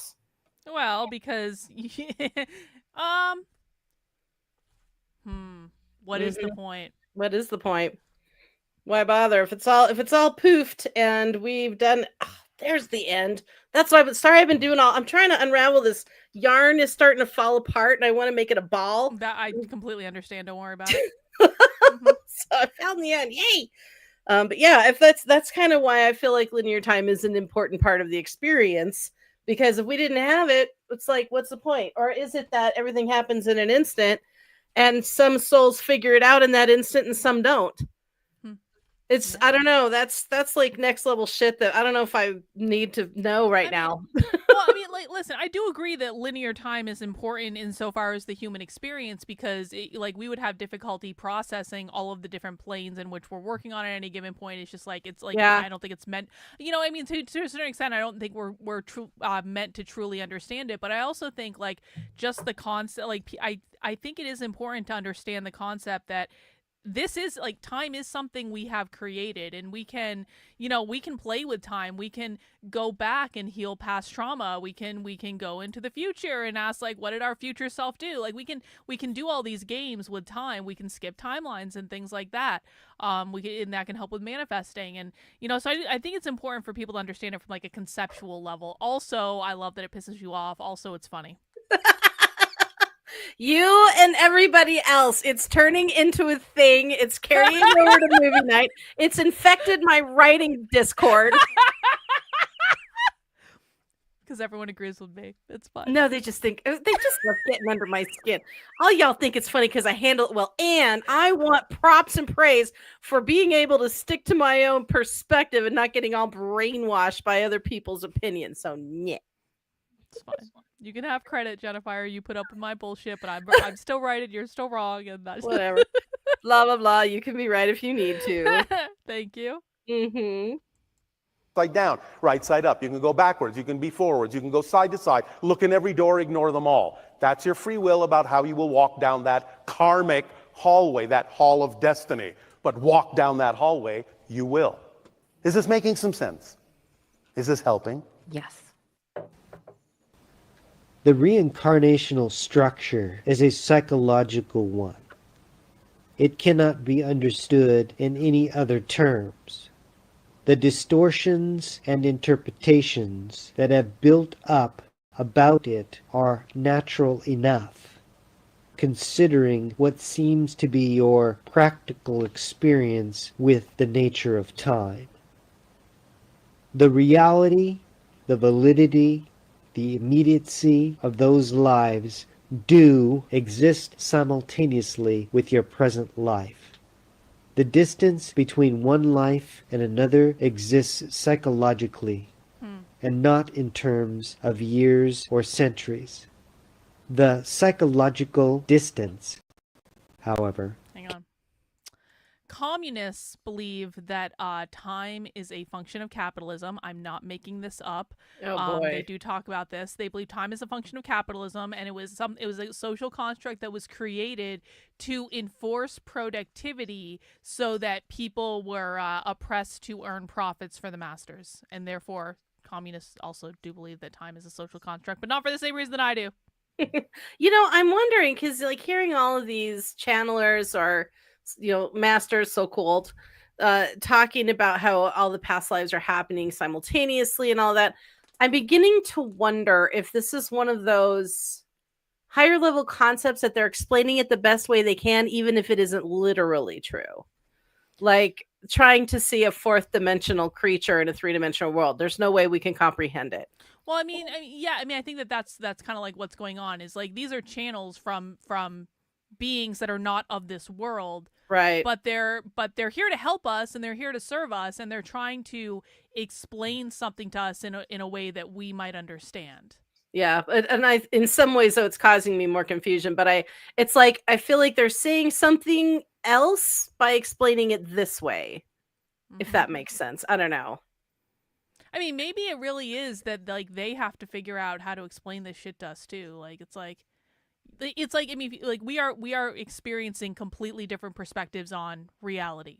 Yeah. And so be like, here alien, let me teach you how to bake a cake. And you can make a cake this way, you can explain how to do it this way or that way, or this other way, or Well, a friend of the channel here and one of my friends, Gayla, reminded me of a Carl Sagan episode where in Cosmos, where he was trying to describe if we wanted to interact with a two-dimensional creature. And a two-dimensional being can only see in 2 dimensions. Yeah. So if we wanted to show it an apple, we would have to do it slice by slice, and it could only see the slices getting bigger and then smaller, and it may not be able to assemble the entire picture of what an apple is in its mind, because it has no concept of above or below. It's front, back, side, side. So that's, I think, what time is something that we're only seeing slices of what it really is, or the soul's journey, So I think it's something that we're struggling to understand, but we're not quite seeing the whole image. Can be far more vast.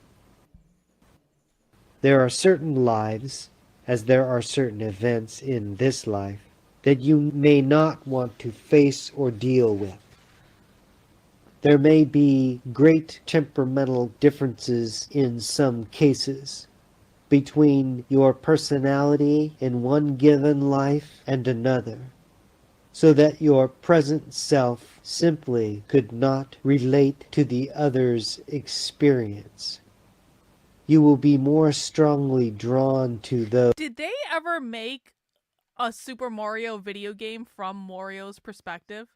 That would actually be a fun ass game to play. I want to play that game. I want to play first player like Mario.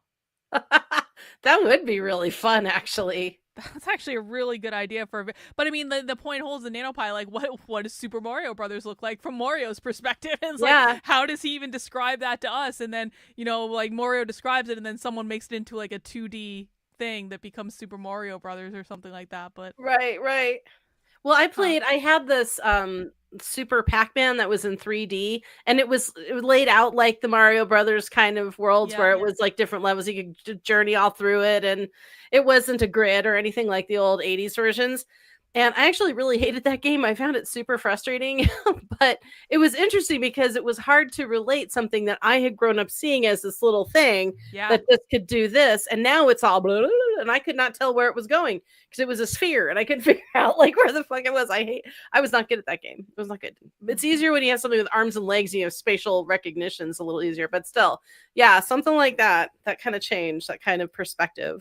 If I could play a VR game from Mario's perspective, I would do it. I would buy a VR headset, like literally just for that. I think that'd be so much fun. As long as I get the little sound effects, because I love the sound effects. True. Those past lives that somehow reinforce your own at this time. Earlier in this book, I mentioned alternate presents on several occasions, and reincarnational lives are indeed alternate presents. There is interaction between you and your reincarnational selves constantly. There is, as your friend Sue Watkins said, constant action across the board. Those selves are not dead, in other words. Your understanding of this must be limited because you automatically think in terms of one life experience at a time and in linear patterns of development. In your terms, a reincarnational self can be aware of your environment and interact sometimes through your own relationships. Certain present happenings can, indeed, spark such interactions. In quite other terms, however, the reincarnated personality, while interacting with or through you, can still be having other kinds of experience at other levels.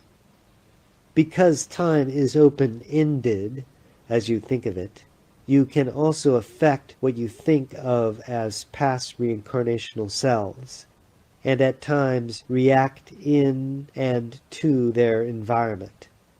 You would usually do this in the dream state, but this is often accomplished just below the level of waking consciousness, and is blotted out by you as you go about your daily business.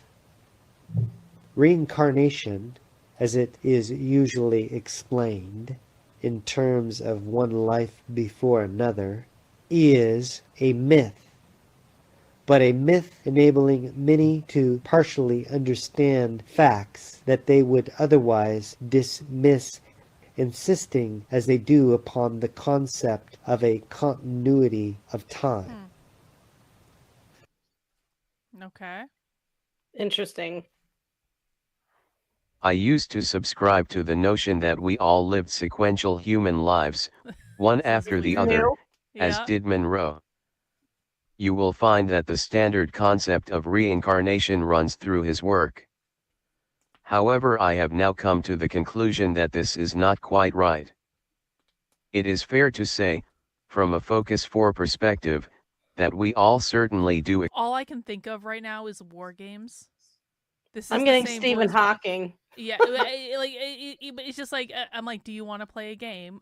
I'm like, no, no. Well, you are anyway. Welcome to your next life. Ding. Yeah, exactly.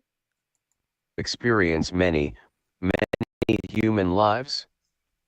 The difference is, we don't experience them sequentially, we experience them all simultaneously. So I'll say the same thing. Focus 4 of consciousness holds what you Saying. might call our individual primary essence. Listen, I'm not actually trying to dunk on you right now, Jennifer. I'm just pointing out I know. that literally they all say the same thing. Which is why I'm starting to try and understand what the bigger picture they're conveying is. Yeah. Interesting. Why give us an experience of linear time, and unless it's like no, I don't want to sit here and philosophize over it. I think that we need linear time as a human to understand, to make sense of what we're experiencing. I think That's what I've been saying this whole goddamn time. I never disagreed with you. All I said was it wasn't real. Like, I can understand, yes, from a human perspective, linear time is a helpful thing, but I can at the same time also hold the truth that, like, I know that's not real, though. It's an illusion. That's just like a human thing. I know, like, bigger picture, it's not real. And that, I actually do legitimately like to keep in mind that, like, you can fuck around with time because I think it can be good for healing or just interesting and all that stuff. So, Alrighty. I told you we've been arguing the same thing this whole time. I never disagreed. You were just pretending I did. Oh, is that right? Okay. Yes. Okay, this time it's not real. I'm the still figure in the camera. Meh. That was some funny shit that you had. It was. It was Oh my worth god. Each individual is a focus of his or her primary essence. Stemming from each of our primary essences, if you like, are many, many other focuses. A person may have thousands of other focuses who are experiencing physical lives, both in our physical world and in many other physical dimensions too. But these other focuses are not us. But they are directly connected to us, if you like, as they are a focus of the same primary essence. We can merge with these other focuses as they are of the same primary essence, and they can merge with us. When I say merge, I mean we can search within us and experience them. They are most certainly other lives, and other lives we can merge with and experience. But they are not us. They are other focuses of our primary essence. Again, within subjective reality there is no time.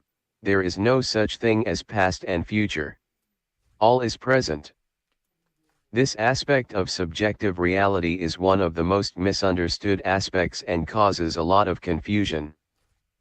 I've said a number of times that all this is to do with the way these, what are called, transdimensional areas in consciousness function. I've been studying them for a while and they are mighty complex to get to grips with. I still have not managed to suss them out yet. But what people are calling past lives are, in fact, encounters with other focuses of their primary essence. The basic mistake people make is they assume the other person is them. How can it not be them? People think to themselves, after all, they know so much about them. They can sense them inside, so it must have been another life. Were you going to say something? You're muted. Sorry, the alien in the corner. I had to close that because I was rattling my mic as I was getting all that yarn off. But yeah, he's all like, no telling. I love him. He's cute. They assume. Just like when people looked to the sun and tracked its movements. It was obvious the sun revolved around the earth. Of course, the sun does not actually move around the earth at all. Quite the opposite. In a similar vein, these people are assuming that the people they are merging with are them.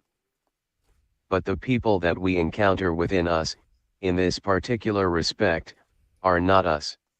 They are other focuses of our primary essence that we can merge with. I have done this a number of times. All you need do is project to focus for and all will become apparent to you. What people are calling past life regression is, in fact, a merging with another focus in the action of an F1/F4 overlay experience. But I actually doubt that even these are all true mergings with other focuses. It may just be people observing other people within Focus 3 and not understanding that there is even a Focus 3. There is a difference between merging and observing. When you merge with another focus, you actually feel as if you have become that He's person. numbering. He's calling the focus. You haven't actually Oh, I see. I see. He's the like life. numbering the different focuses. Okay, Yeah, I yeah. understand now. All right, that makes more sense. become them. All you have done is to merge with them. See, But Reagan it paid does feel attention. like you have become them for the duration of the merging. Hence the reason why people mistakenly assume the other person was them at some stage. Again, there is no time within subjective reality. I cannot stress this point too highly. It is the source of much confusion and misunderstanding. Get it out. Just get it out. That's so perfect, Jennifer. It's like, can we please clip this and I can make a soundboard item of this exact. I'm gonna just give you a heavy sigh. I'm gonna clip this and make a sound effect next time, and here's what you're gonna hear. Other person was them at some stage. Again, there is no time within subjective reality. Subjective. I cannot stress qualified this it. point too highly.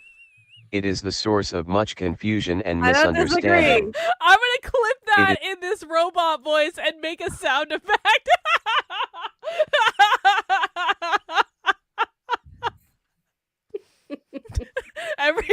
There is no such thing as time in this subjective reality. I cannot stress this point enough. It is the subject of much consternation and misunderstanding. I'll make it your private ringtone. Like, that's Carlin. Time is not real. There is no time in this subjective reality. I'll just pick it up. Fuck you. What do you want now? I think that's a really good idea. You should definitely make it your ringtone. Yep. It is fair to say that at least some of our physical focuses who are experiencing our physical dimension may be engaged in several different time frames simultaneously, so in this sense and in this sense only, we, from where we are sitting in this time frame, may have other focuses who are currently engaged in physical lives in our historical past, and perhaps we can offer ourselves glimpses of their lives, seeing how we are sharing the same physical system. However, they are still experiencing their lives at the same time as we are experiencing ours. I am not saying that the people who are thinking they are connecting with past lives are talking a complete load of BS. Nope, I am saying they are making the basic misassumption that they were once the other person. They are making the mistake of assuming their lives are occurring in a linear time framework, occurring in a sequential manner. In other words, that each life precedes one after the other. Nope, all your focuses are living simultaneously and every one of your focuses is a different person. What connects them all, if you like, is they are a focus of the same primary essence within Focus 4 of consciousness, and that is what makes it possible to merge with them.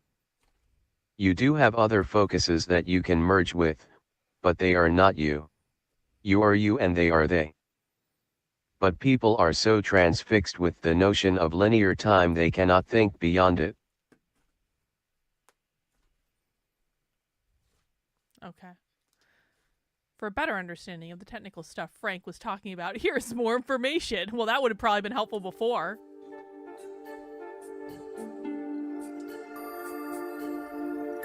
Oh, he's an astral traveler. Interesting. Oh, we're going on a journey now. Okay. Ooh. I'm here for it. A little mood lighting here. There we go.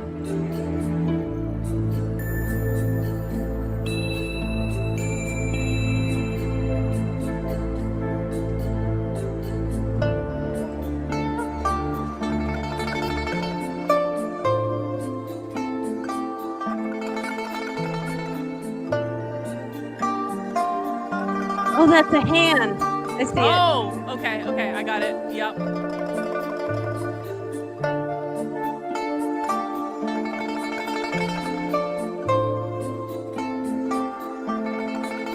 Okay.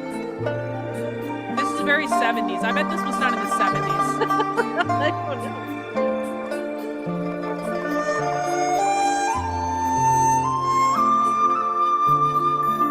Other system. It's not a location, it's an action. Consciousness. Itself is an action. Is it? I'm gonna turn down this music a little bit so you Yeah. can actually hear. Oh. Oh. Okay. So okay.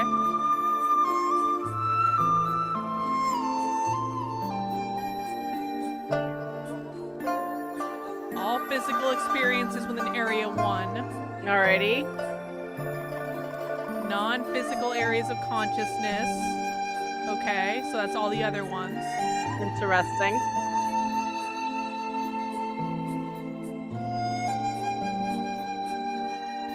Okay. Totality. The totality.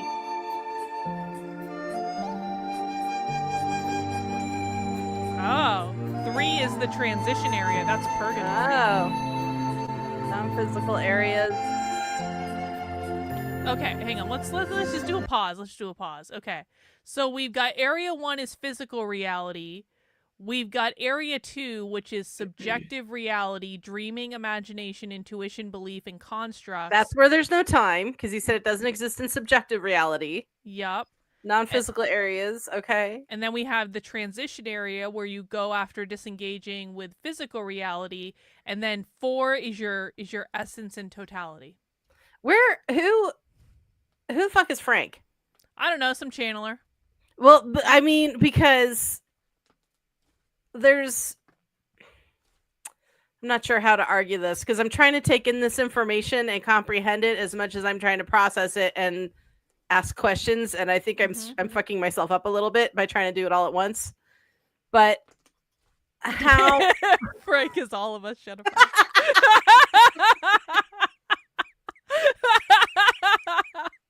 one of us. I'm just because just because we're seeing this, I don't want to say this is how it is. Frank's right. All hail Frank. We don't know. This is his way of explaining it. And I've, in having been duped by gurus in the past, I'm not saying he's lying. I'm not saying he's saying the truth either. I'm just saying grain of salt everything you're seeing here, everything everyone says. I mean, just grain of salt it and find the truth for yourself and where you're comfortable with, because I don't want to say yes, my A4 is definitely pinging my A2 right now. I don't and make it a thing, make it a religion or something. I will say, I don't know that I fully understand what he means by all this stuff. I would probably have to listen to more of his stuff. But what I will say, I do agree with the fact that there is a physical reality. I do agree with the fact that there is a subjective reality. Yeah. It makes sense to me that there would be some sort of transitionary area where we would have to go into after we leave our body. I think that makes sense.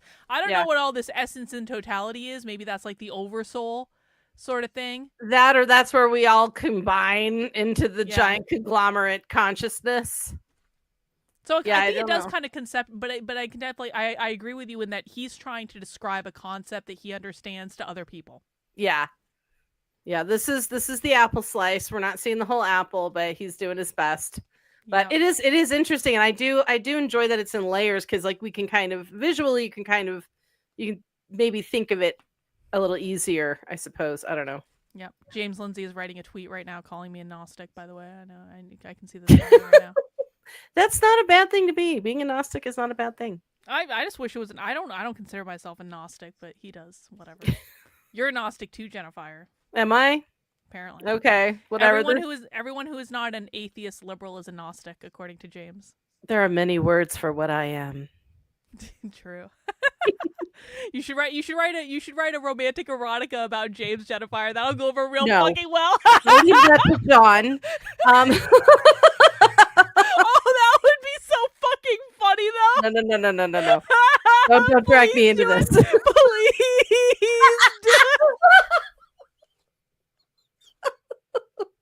Don't put me in it though. I want to be the woman that rejects him in it. Oh.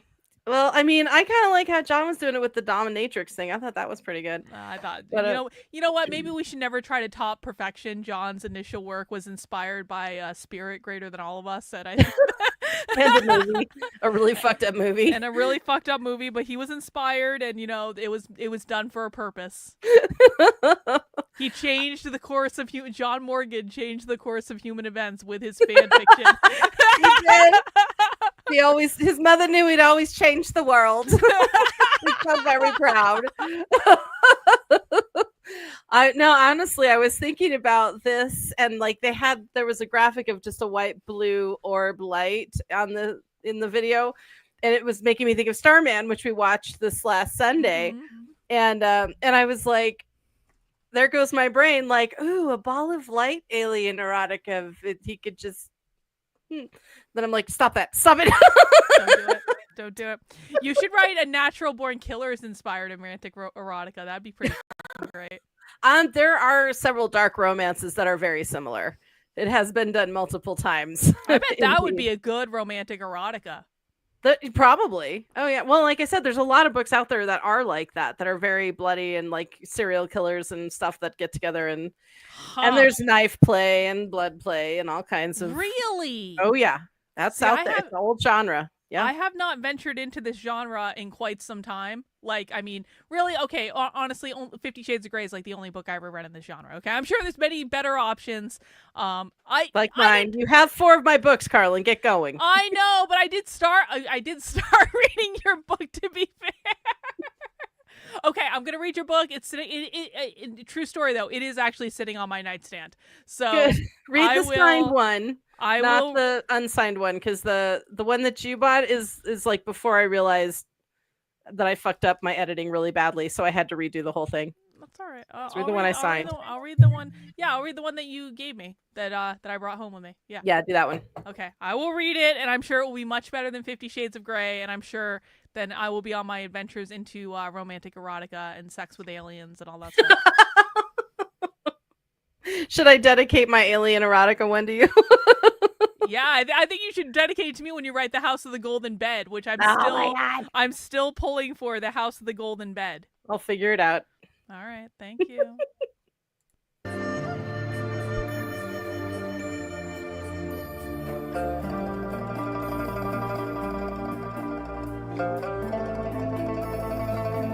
The different physical dimensions are in A1. Oh, look at all the different shapes. Our dimension. Oh. So like first, second, third, fourth. Okay, I see what it's talking about. I am convinced these charts were made in the 70s. This has to be from the 70s. I mean, it is very rudimentary. It smacks of early Photoshop. Mm-hmm. Early. Well, what did we used to have? Corel Draw. That's what that reminds me of. Corel Draw. Yeah, well, that is a good point. This is like MS Paint like style stuff where you make like the big circle and the color would pop into it and never be quite and right. Then you have little shape stamps that you can. Yep. True.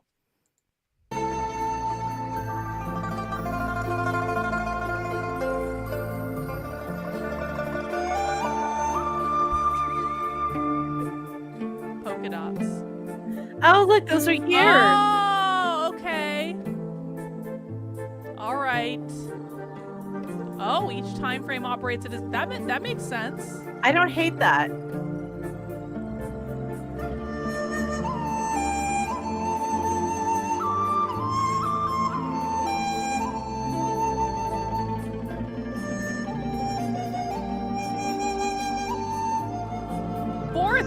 Different focuses. At least, yeah. Oh, that's way too much work, man.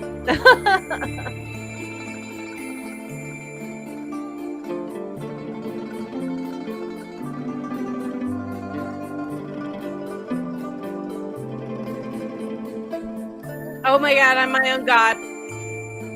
Yup, true.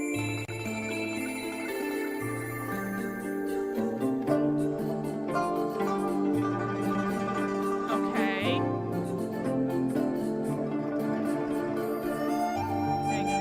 Okay, wait. This is way too fucking yellow to read. Oh, what the video's playing. I'm not a fan of yellow. No, is it awful. that we're focusing on this reality right now? That's how we're interacting in it and living in it, and we can pick another one that's happening at the same time simultaneously. Oh god, my brain. Well, like what you give attention to grows.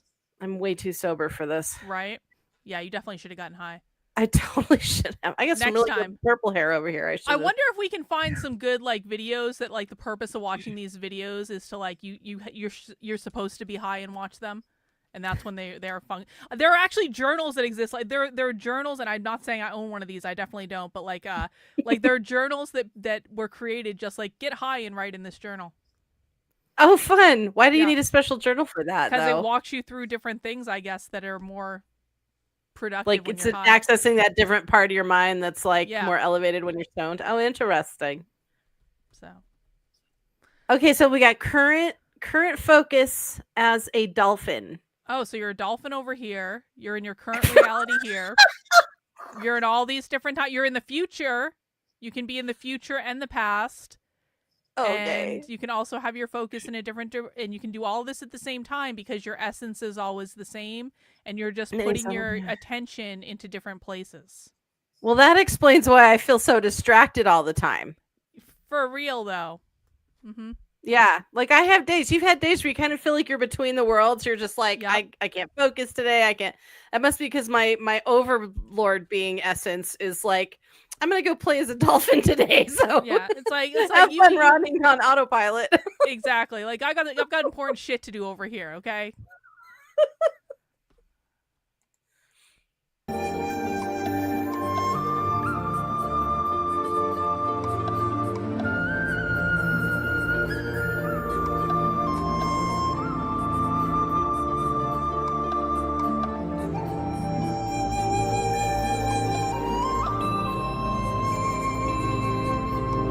Oh god, that's a lot of fucking words. There's okay, lots of little tiny words on the screen here. Okay, let's see. Okay.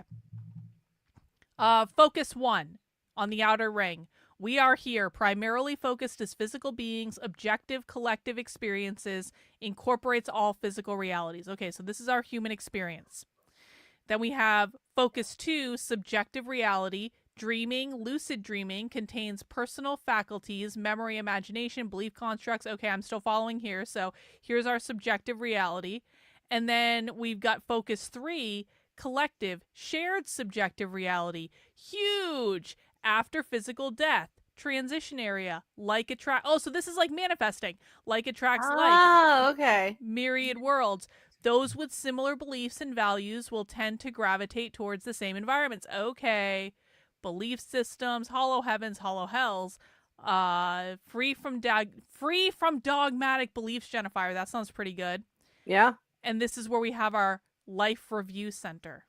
Interesting. See, now I kind of like this where it's a little more multifaceted instead of everything's just happening at once. Take it.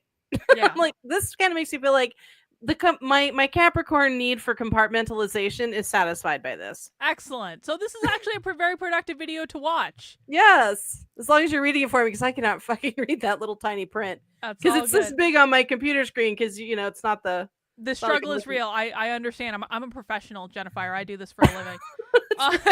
And then there's this little green line right here, and it says Focus Z 3D blackness. Oh, that's the void. Relax, Ooh. recall, jumping off point into adventures from the. Oh, this is the astral window. Okay, Oh, I wow. recognize that. I know what I've been in the void before. Yeah. Okay, and then focus 4. Pure subjective energy. We become our wider selves. We are formless. No thing exists. Point of consciousness. An idea is an action. Energy is a particular direction in consciousness.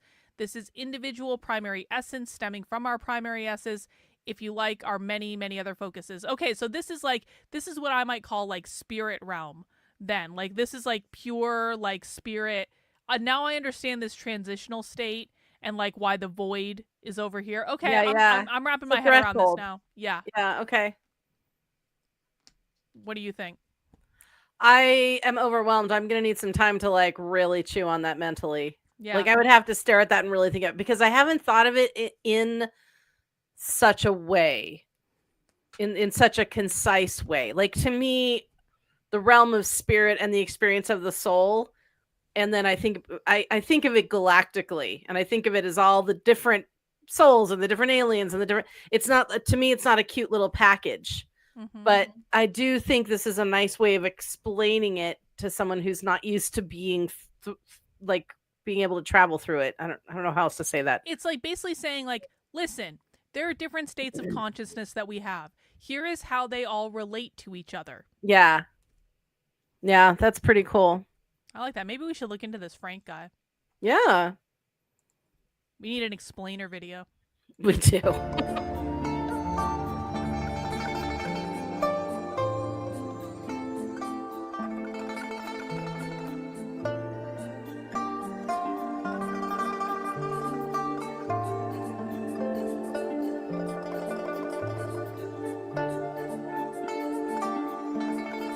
Is that it? Are we done? Oh, No, we're not done. another yellow chart.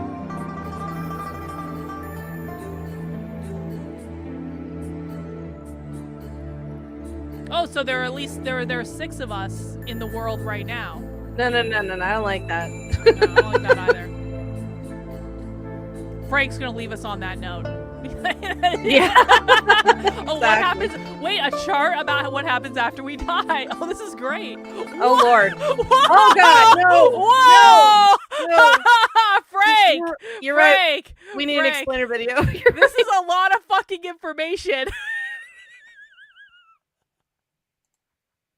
I don't want to read all this. I don't even know I don't there's either, but I fucking wish arrows. to know it. I mean, you know what I'm going to I do is I'm going know. to come back to this video on YouTube and I'm going to pause it here and then I'll go back and read it. Yeah, I think we can find an explainer video or something like this for next week. God, yeah. Like what the fuck is this, Frank? Like, come on. Wow. Can't we have a PowerPoint slide or something? Some nice graphics, maybe some AI generated people, you know. Yeah, we don't need this huge block of text. Okay. So we'll maybe try to find something about that for another time. Oh my goodness. He's Like, I not do going to wanna like know it though. I do. I want to know what he has to say. That's what I said. I'm going to come back to this video. I'm going to pause it here and I'm going to read the stuff if I can. Put it on theater mode. This is like a whole fucking flowchart. If you're not aware that you're dead, you will continue to recreate a reality similar to your prior physical experience and not be aware that you're doing it. So it can Ghost. take some time to realize one situation. And then Ghost. they're like, here are your options. You can go over here or you can transition. It's like, You know you're dead. Yes or no. Go. this is amazing. Wow. I've never seen anything quite this dense and detailed. This is pretty cool. This is cool. All right. To be continued. Yeah.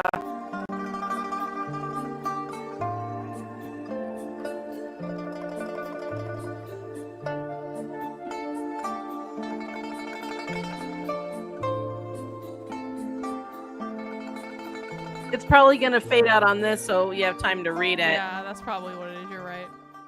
Oh no, there's a little surprise at the end. Hang on. Who you are, your multidimensional self. Okay. So maybe we Okay. can find that. Yeah. And then there's a cat. Oh. Where did All right. kitties go? Are they having multidimensional experiences too? Hey, are you going to suggest that video that you just told us to watch? Okay, maybe let's go to... Do they have the video on here? He's got some really great old sounds in here. Let's see. What was that called? Your multidimensional self. Something or other, your multidimensional self.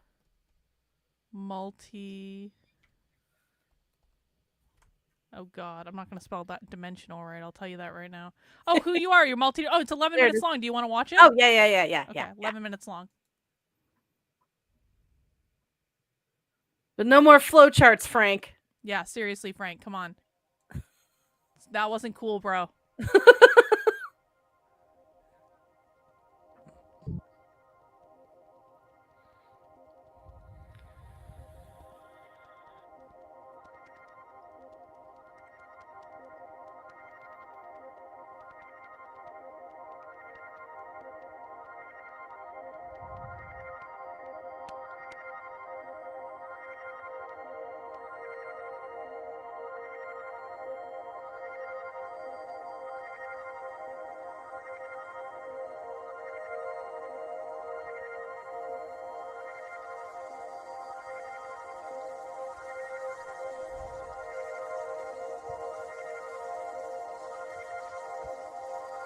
We're gonna get accused of hypnotizing and brainwashing people. Yeah, it's true.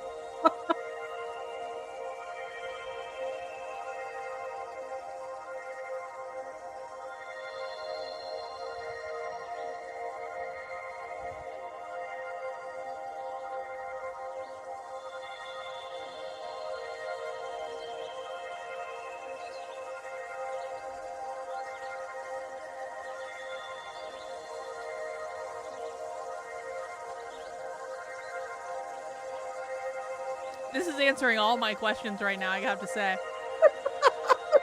This is very clear. Look at all the essences. These are all essences, okay. Floating in the void. I feel like we're wasting a lot of these 11 minutes watching dots. Maybe that's the trick of the whole video. That could be. Okay, each essence is unique. It has a unique vibration. All right, tracking. Mm-hmm.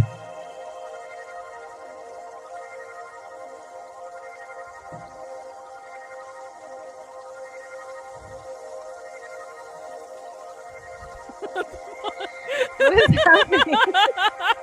So is he just trying to say that we are essences just having fun? That this is meant to be fun? We're projecting ourselves simultaneously into different dimensions and realities. You create your realities. Oh, okay. Wait a minute. This is where I get upset. Okay, hang on. You create your own realities for your exploration. Are you in mine or am I in yours? See, that fucks me up too, I have to say, because I generally believe that, and like I believe that, like, you know, we can impact other people's energy by meditating in a certain way and stuff like that, and it's like, but like, am I in their reality now, or are they in mine? Like, what's going on? Because if it's my reality, why are they even real? This is this is why I don't get into that whole. I don't buy into the whole like we are fully creating everything around us. Like, yeah, but I think we're co-creating. Mm-hmm. Well, we're around other essences. We have to interact with those other essences. Well, somebody needs to agree to like get rid of socialism then. Well, you know, I mean, yeah, I agree with that, but that might not be part of we might be part of the experience of socialism, Jennifer. I don't know. Oh Lord. Yeah, are they creating us or are we creating them? Yeah, for real. Well, but you know what it's like though? It's like demons exist because humans believe they do. Maybe. Or that's just what they're calling them. That's all they can relate it to. Because they have no point of reference for what they really are. But they had to get created at some point. Yeah, so but I don't think people did it. With like, I think they did. I think demons are like a pure focus of like negative bullshit. Very possibly. Manifested in the form of a demon.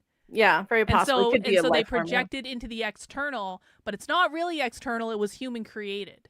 Yeah. So this is why when I took philosophy and they were talking about realists versus idealists, I identified with aspects of both, and I actually started writing a paper called the what did I call it?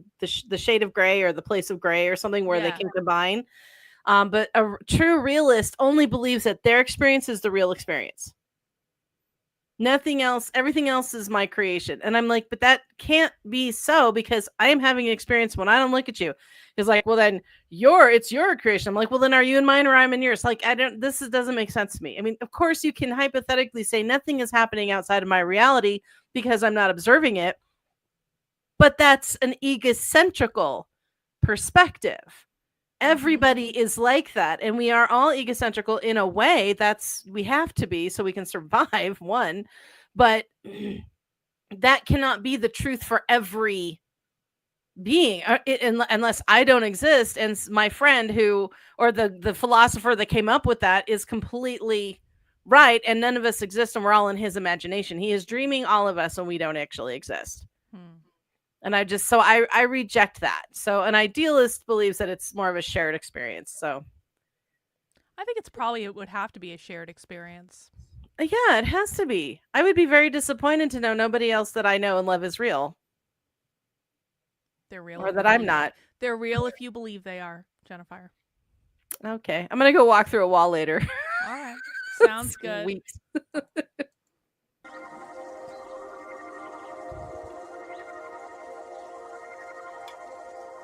More dots. Yay.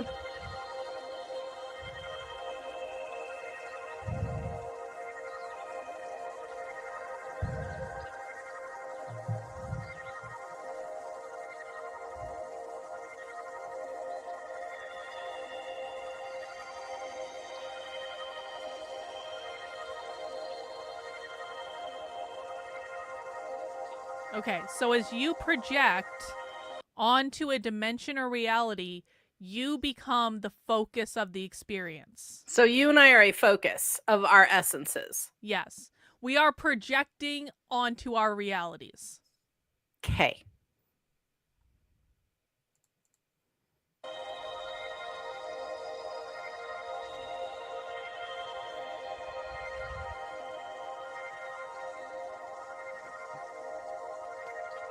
You know what this is?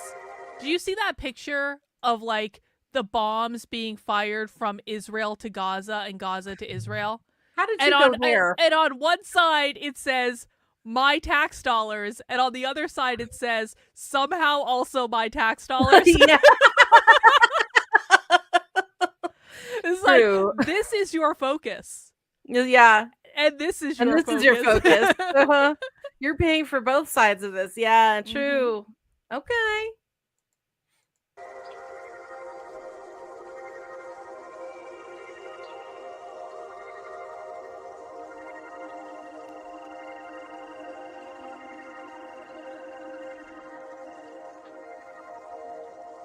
Okay, our other selves. And he said we usually have 6 other selves, so that makes 7. But they're all individual. See, this is where people get multiple personality disorder, Jennifer. Seriously, for real. Are they all born at the same moment, at the same time, and are the same age? I mean, maybe. I have more questions now. Multiple personality disorder is just really a birth defect where too many of the essences are born into one, and they were meant to distribute, but they did something went wrong and they didn't distribute. Or they're having instead of like your essence focusing at one at a time, it's focusing on all of them, and they're all sharing the same body and they're all doing it. Maybe all 7 of you have multiple personality syndrome, and you bounce in and out of your different focuses. Yep. This is the true origin of queer right here. We found the Gnostic sex. Oh God, we found it. We found it. This is why we can no longer define ourselves, because we are everything. You are everything at all times.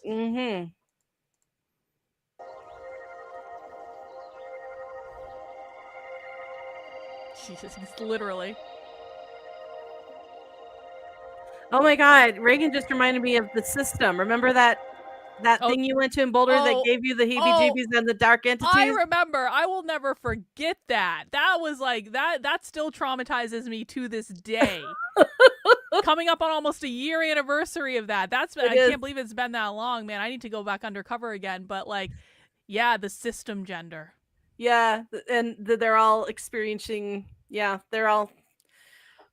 Wow, I'm glad I'm focused on my focus. This And focus. and after I released that story, the University of Colorado canceled this year's conference and all They conferences did. moving forward. So you're welcome. We did good Yeah. work there, Jennifer. I think so. Well, I got an email because remember we signed up for some emails and it was Yep. like, we are currently looking for a new home. Nobody panic. We're totally going to do it. And then it was just like, Yep. Oh, too bad. So Aw. sad. Sorry, guys.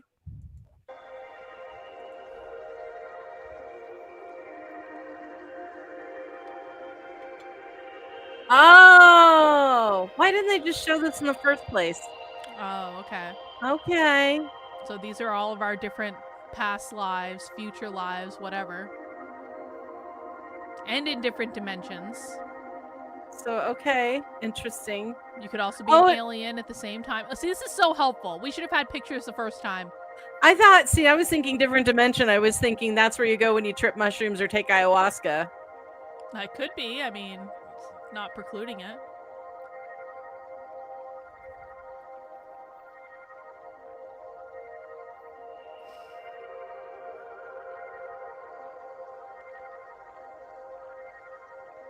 We're aliens. We're Jesus. We're the pilgrims. We're the Anunnaki. Wow. We're well, you know, I could just Spartans. go focus on my Anunnaki self and see what my dick looks like. Yeah, for real. You should visualize that.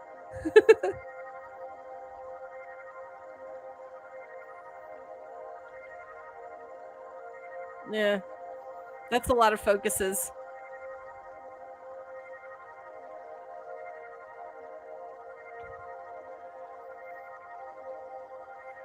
Okay, so you could be living in all these different places at the same time, and you can go and visit yourself and have a conversation with yourself. And I can have up to 4,000 different timelines that I'm in. Mm-hmm. This Man, is I'm busy. oddly specific.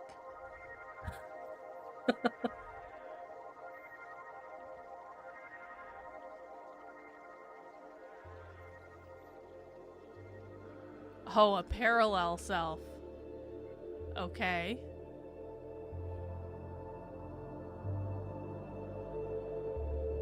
I don't know how I feel about this. Oh, is this when you have a time jump or like a reality jump or? Yeah, I think it could be. Yeah. Can we bring them into this reality? Because like if Okay. one of them dies, they can jump into a different one. I don't know. You're in a geometric shape with all your parallel selves. Okay, hang on. Your parallel selves are actualizing all the other probabilities that you generate within your present focused experience while you actualize the probabilities that align with your Okay, so I understand this. Okay. So you're having this experience currently. And, there are a bunch of different directions you could go in this experience, and one of them is here, and one of them is here, and one of them is here, and one of them is here. But you have to choose which one, but you actualize all of the experiences, because if you can't conceive of it, you can't do it. So they're saying that that's a reality, not just a brain game imagination thing. So imagination is reality. Yeah, if you can imagine it, like it exists in some other timeline, and you can like visualize yourself if you are in one timeline that you don't like, and you can like conceive of like, here is what I want. I want to be in this type of position. I want to be in this type of thing. I want to have this type of body, like whatever it is. You can visualize yourself into jumping that timeline by acting and thinking and believing you are the person in that other timeline. So bringing it into alignment, not actually jumping and you wake up in a new body and a new life. It's you're bringing it into alignment. Yeah, I mean, that's exactly it. It's not like you're going to lose 50 pounds overnight or something if you want like a new body. If anybody knows how to do that, let me know. But seriously. Like, you say, okay, here's the person I want to be. Here's what I want to look like. I need to go to the gym in order to like that person would go to the fucking gym. Okay. The person with that body would go to the fucking gym and they would eat better. And so if I truly believe that I am that person that has that body, then that person is going to the gym. Therefore, I have to get my ass out of bed and go to the gym. And if I do that, I will become that person. And that's like kind of, I think that's the concept. It's like, so I'm still confused on whether it's a hypothetical reality or a reality, because then if it's a reality, that they now are going off and doing their own things and doing their own. It's a reality that exists because you can conceive of it. It's like a parallel. It's like a parallel experience that you're having. Okay. I think I understand this. I'm not entirely sure. I get stuck on multidimensional me's. I don't like the extra, all the different other Earths and all that stuff. I understand different dimensions, fine, but I don't like the whole. As soon as you have a decision to make, it splits off, and there's a whole other planet full of all of these people, and there's just like that's just too much chaos to me. But think about like when you have a visualization of like I want to do this. Conceptually understand. I want to be a world famous romantic erotica author. Okay, yes. You can conceive of that reality in which you've had your 50 Shades of Grey movie made and like all that stuff, right? So like that has creative energy behind it because you've conceived of it. Like that has energy. Like thoughts have like a vibration to them. So it must exist somewhere because you created it, and then it's a matter of like aligning with it. I suppose I don't consider the act of imagining in my brain as an actual act of physical creation. Well, why not? I don't need it to be physical creation. I've imagined it and I can focus on that and go forward to it. It might not be like a physical creation, but it's an energetic creation.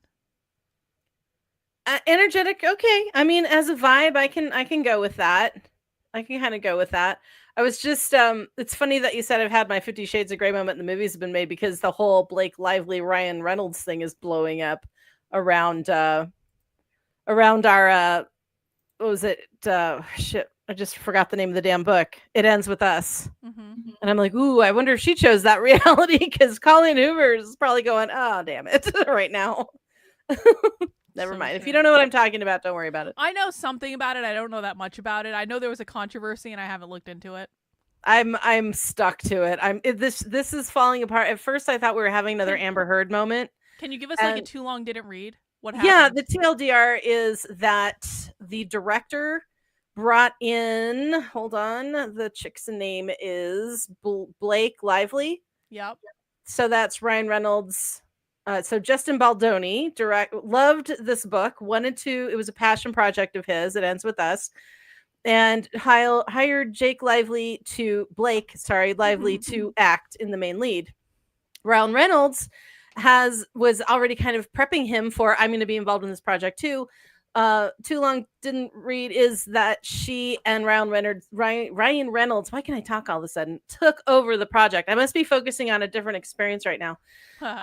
So they took over the project, and Blake Lively became essentially a diva from hell, redid everything and demanded her own like producer credits, PGA, everything. And then she even did her own edit to make it more like of a rom-com and not the serious nature of the subject of the book. So the edited film that our director came up with, Baldini, has not been seen. Wow. And she took it completely over. Then she turned around and sued him for sexual inappropriateness, harassment, all the list. And now it's coming to light that he kept all of his receipts and sat there waiting until she set all these lawsuits up. And he went, here's all the texts from you. Here's all the texts from your husband. Here are all our emails. Here's all the communications we've ever had where you requested my presence in your trailer the day you say I assaulted you, or the day you say I walked in and you were topless, that I surprised you. Here you are with every single text on the minute when you asked me to show up, and he's like, and you were not in fact topless. You were not in fact blah, blah, blah. So all of this, she interjected her hair care products into the movie, her fashion into the movie, her own wardrobe, her husband's clothes, all this stuff, took it over completely. I have not heard of how Colleen Hoover feels about it. I think she's probably just taking 2 steps back, which I don't blame her. I would do the same thing. And bless her heart. And yeah, so I think what it was is Ryan Reynolds took over. He did the same thing with the first Deadpool movie. And took the franchise over. I didn't either. I learned that today as well. He took it over from that director, and he has taken the franchise over. And they were looking at this could be, because Colleen Hoover has like 3 or 4 books in the series. And I think they were looking at it as this is going to be Blake Lively's big franchise to take over, and they probably would have done fine if they hadn't have brought lawsuits. I don't know why that happened, but there are countersuits. We're talking in the hundreds of $1 million going back and forth now, and I just absolutely love that Baldini is not fucking playing like he is Baldoni. Sorry, he's the great Baldini. Baldoni is not playing like he is in it. He's good. I hope he buries them because that what they did was so shitty. Wow, I'm gonna have to go look into that now. Yeah, it appears that Mr. Reynolds, who I love and adore and thought was a real genuine Hollywood nice guy, is not. He's a dick, and I'm sad. I'm sad. They never are. I just make the base assumption that everyone sucks now. Like I just want a basic like human level. I'm like, yeah, everyone sucks. Literally everyone sucks. Remind me too when I am visualizing my reality with my books that I do not ever have that experience. I make sure I keep it clean. This is like be careful what you ask for 101. Yep.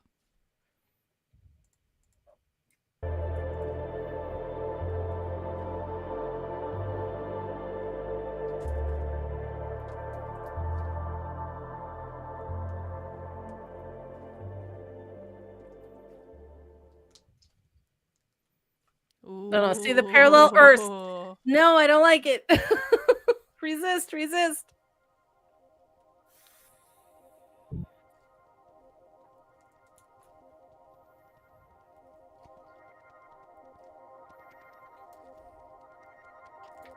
See, there it is. Now we're getting into infinity. They generate parallel selves. Everyone's generating. It just, to me, that's a chaotic universe, and we live in a structured universe. So structured universe can be big. Disavow. Okay. Can be really big though. That's what infinity is. It's big. True enough. I suppose I don't need to think about that. If that's true, I don't need to think about it. All right. Why bother? I'd be sitting here forever going, thinking about it. Fair enough. Oh, when we have dreams, we're assessing our other focuses. Sometimes, maybe. Look at that alien. Oh, he's cute. He's so happy. Is that Ed or whatever that freaking alien movie was? It kind of looks like him. I don't know.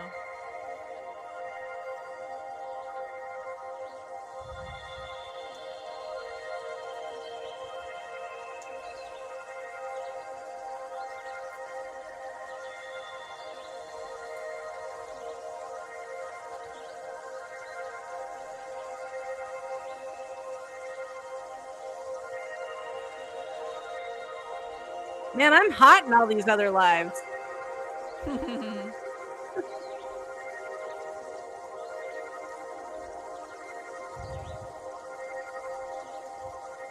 For your consideration. Oh no, we're not going to get another flow chart. We're getting an Academy Award movie now or something. There is no outside or beyond consciousness. All right, I can understand that, I think. Is saying there's no space? There is nothing outside of consciousness. Which means there's no galaxy. Okay. You already exist everywhere. Okay. That's pretty big, if I'm honest about it. That's in a lot. all dimensions. Which negates the need for evolution if we're already evolved.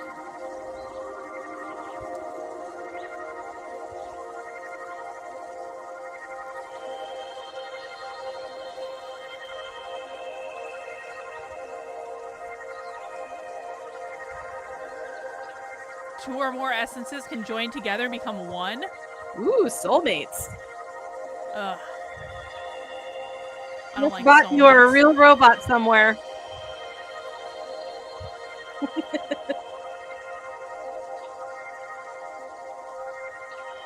Okay, or you can fragment into more than one essence. All right. Okay, All baby right. essences.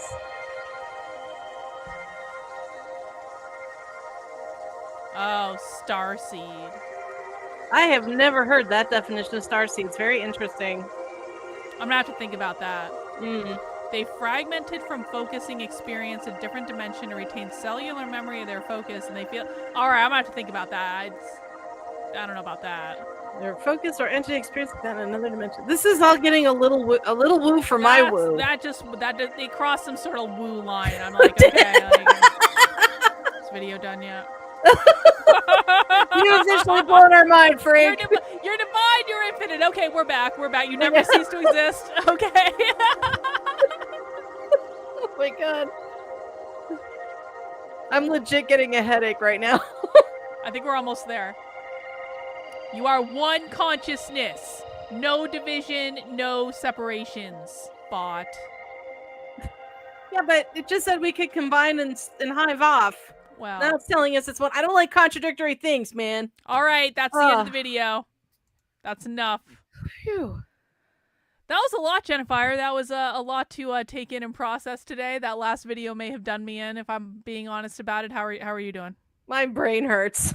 Yeah, that was a lot. But I enjoyed that. I felt like that was a very entertaining show. We got a little bit of everything. We started off good, and with the old guy that was very nice and calm, and we ended with 70s woo-woo and graphics and animation. My God. And some kind of consciousness orgasm just happened somewhere. we probably should have taken mushrooms earlier, and that this would have been all It would have made sense. It would have made such a like, I get it. I see everything. I see it. Yep. No, we cannot watch 3 more videos, Bob. We've been live for 2.5 hours. We're wrapping up. We'll watch more videos next time. So Jennifer, do you want to preview movie night? I would have to come back to my focus for a Okay. second. Okay. Yum, yum, yum, yum, yum, yum, yum. Okay. Come back down. Your legs are tree trunks. I'm downloading. Okay. Yeah, we're gonna do natural born killers. Everyone's like, yeah. Oh man. Who needs pot when you got higher consciousness, dude? It's true though, yeah. Yeah, we're gonna do natural born killers on Sunday, and that will round out our yes, I'm looking at my calendar to make sure I am where I am. Because my calendar is linear, even if time isn't real. I don't fucking care. I'm looking at a calendar right now. The 23rd, yeah. So the last Sunday in February, we will be doing Natural Born Killers, the ultimate romantic love story. Yep, and then we'll be hopping into a birthday for Naturu in March. Man, I'm so excited about Natural Born Killers. I've not been this excited about a movie night in a while. Aw. Have you been voting in the polls? I have been voting in some of the polls. Okay. Yeah. But anyway, all right, so we're looking forward to Natural Born Killers on Sunday. That's going to be awesome, and everyone make sure you're in the supporter Discord if you're not already. And that is all we have for this week. Jennifer, Right. any final thoughts? I was just looking to see what Mac's movie was for Monday, so I can promote him as well. I'm just pulling up I know he said what it was. He did great with Twisters, was really fun last night. Death Becomes Her. Oh, that's right. Yes. 2 amazing movies in a row, because that is also an amazing movie. I have issues with that movie. It makes me upset. It makes me so mad because those 2 women are just so fucking dumb, and it makes me irritated. But yeah, it is a really fun movie. I love Bruce Willis in it. He's adorable in the whole thing. People forget he started in comedy and he became this action star. So whenever he dips back into comedy, people go, "Really, Bruce Willis as a comedian?" We're like, "Yeah." he's great at it. Man. So we'll look forward to that on Monday. We get Natural Born Killers on Sunday. Death Becomes Her on Monday. It's going to be a banner week. And we may be watching queer bondage porn tomorrow. I'm just saying. Trendalyn has given us the down low on what are the best sessions to watch. She previewed everything for us. And Bless her sweet little black heart. So, oh my God. Pay attention to your email. I will send out information. We're going to do a little late night spy stream after dark is what I'm going to call it.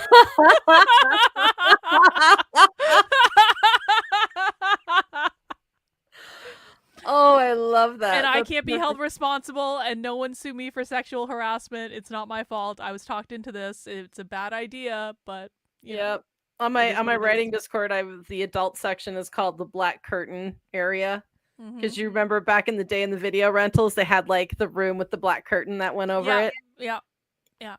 That's really funny, actually. Your Discord is so much better than mine, Jennifer. I need to no. Discord. It's so dead over there. I keep trying to bring people over, but I think we're all just too distracted and focused in other focuses. I don't know. I'm All right. working on it. We're building it up. It's gonna get romper room crazy here at some point, but I have a lot of little irons in the fire right now. Awesome. Love it. All right, guys. Well, we will see you back next week, and I will be back tomorrow at 5. And take care, guys. We'll see you next time. Bye. Love. Bye.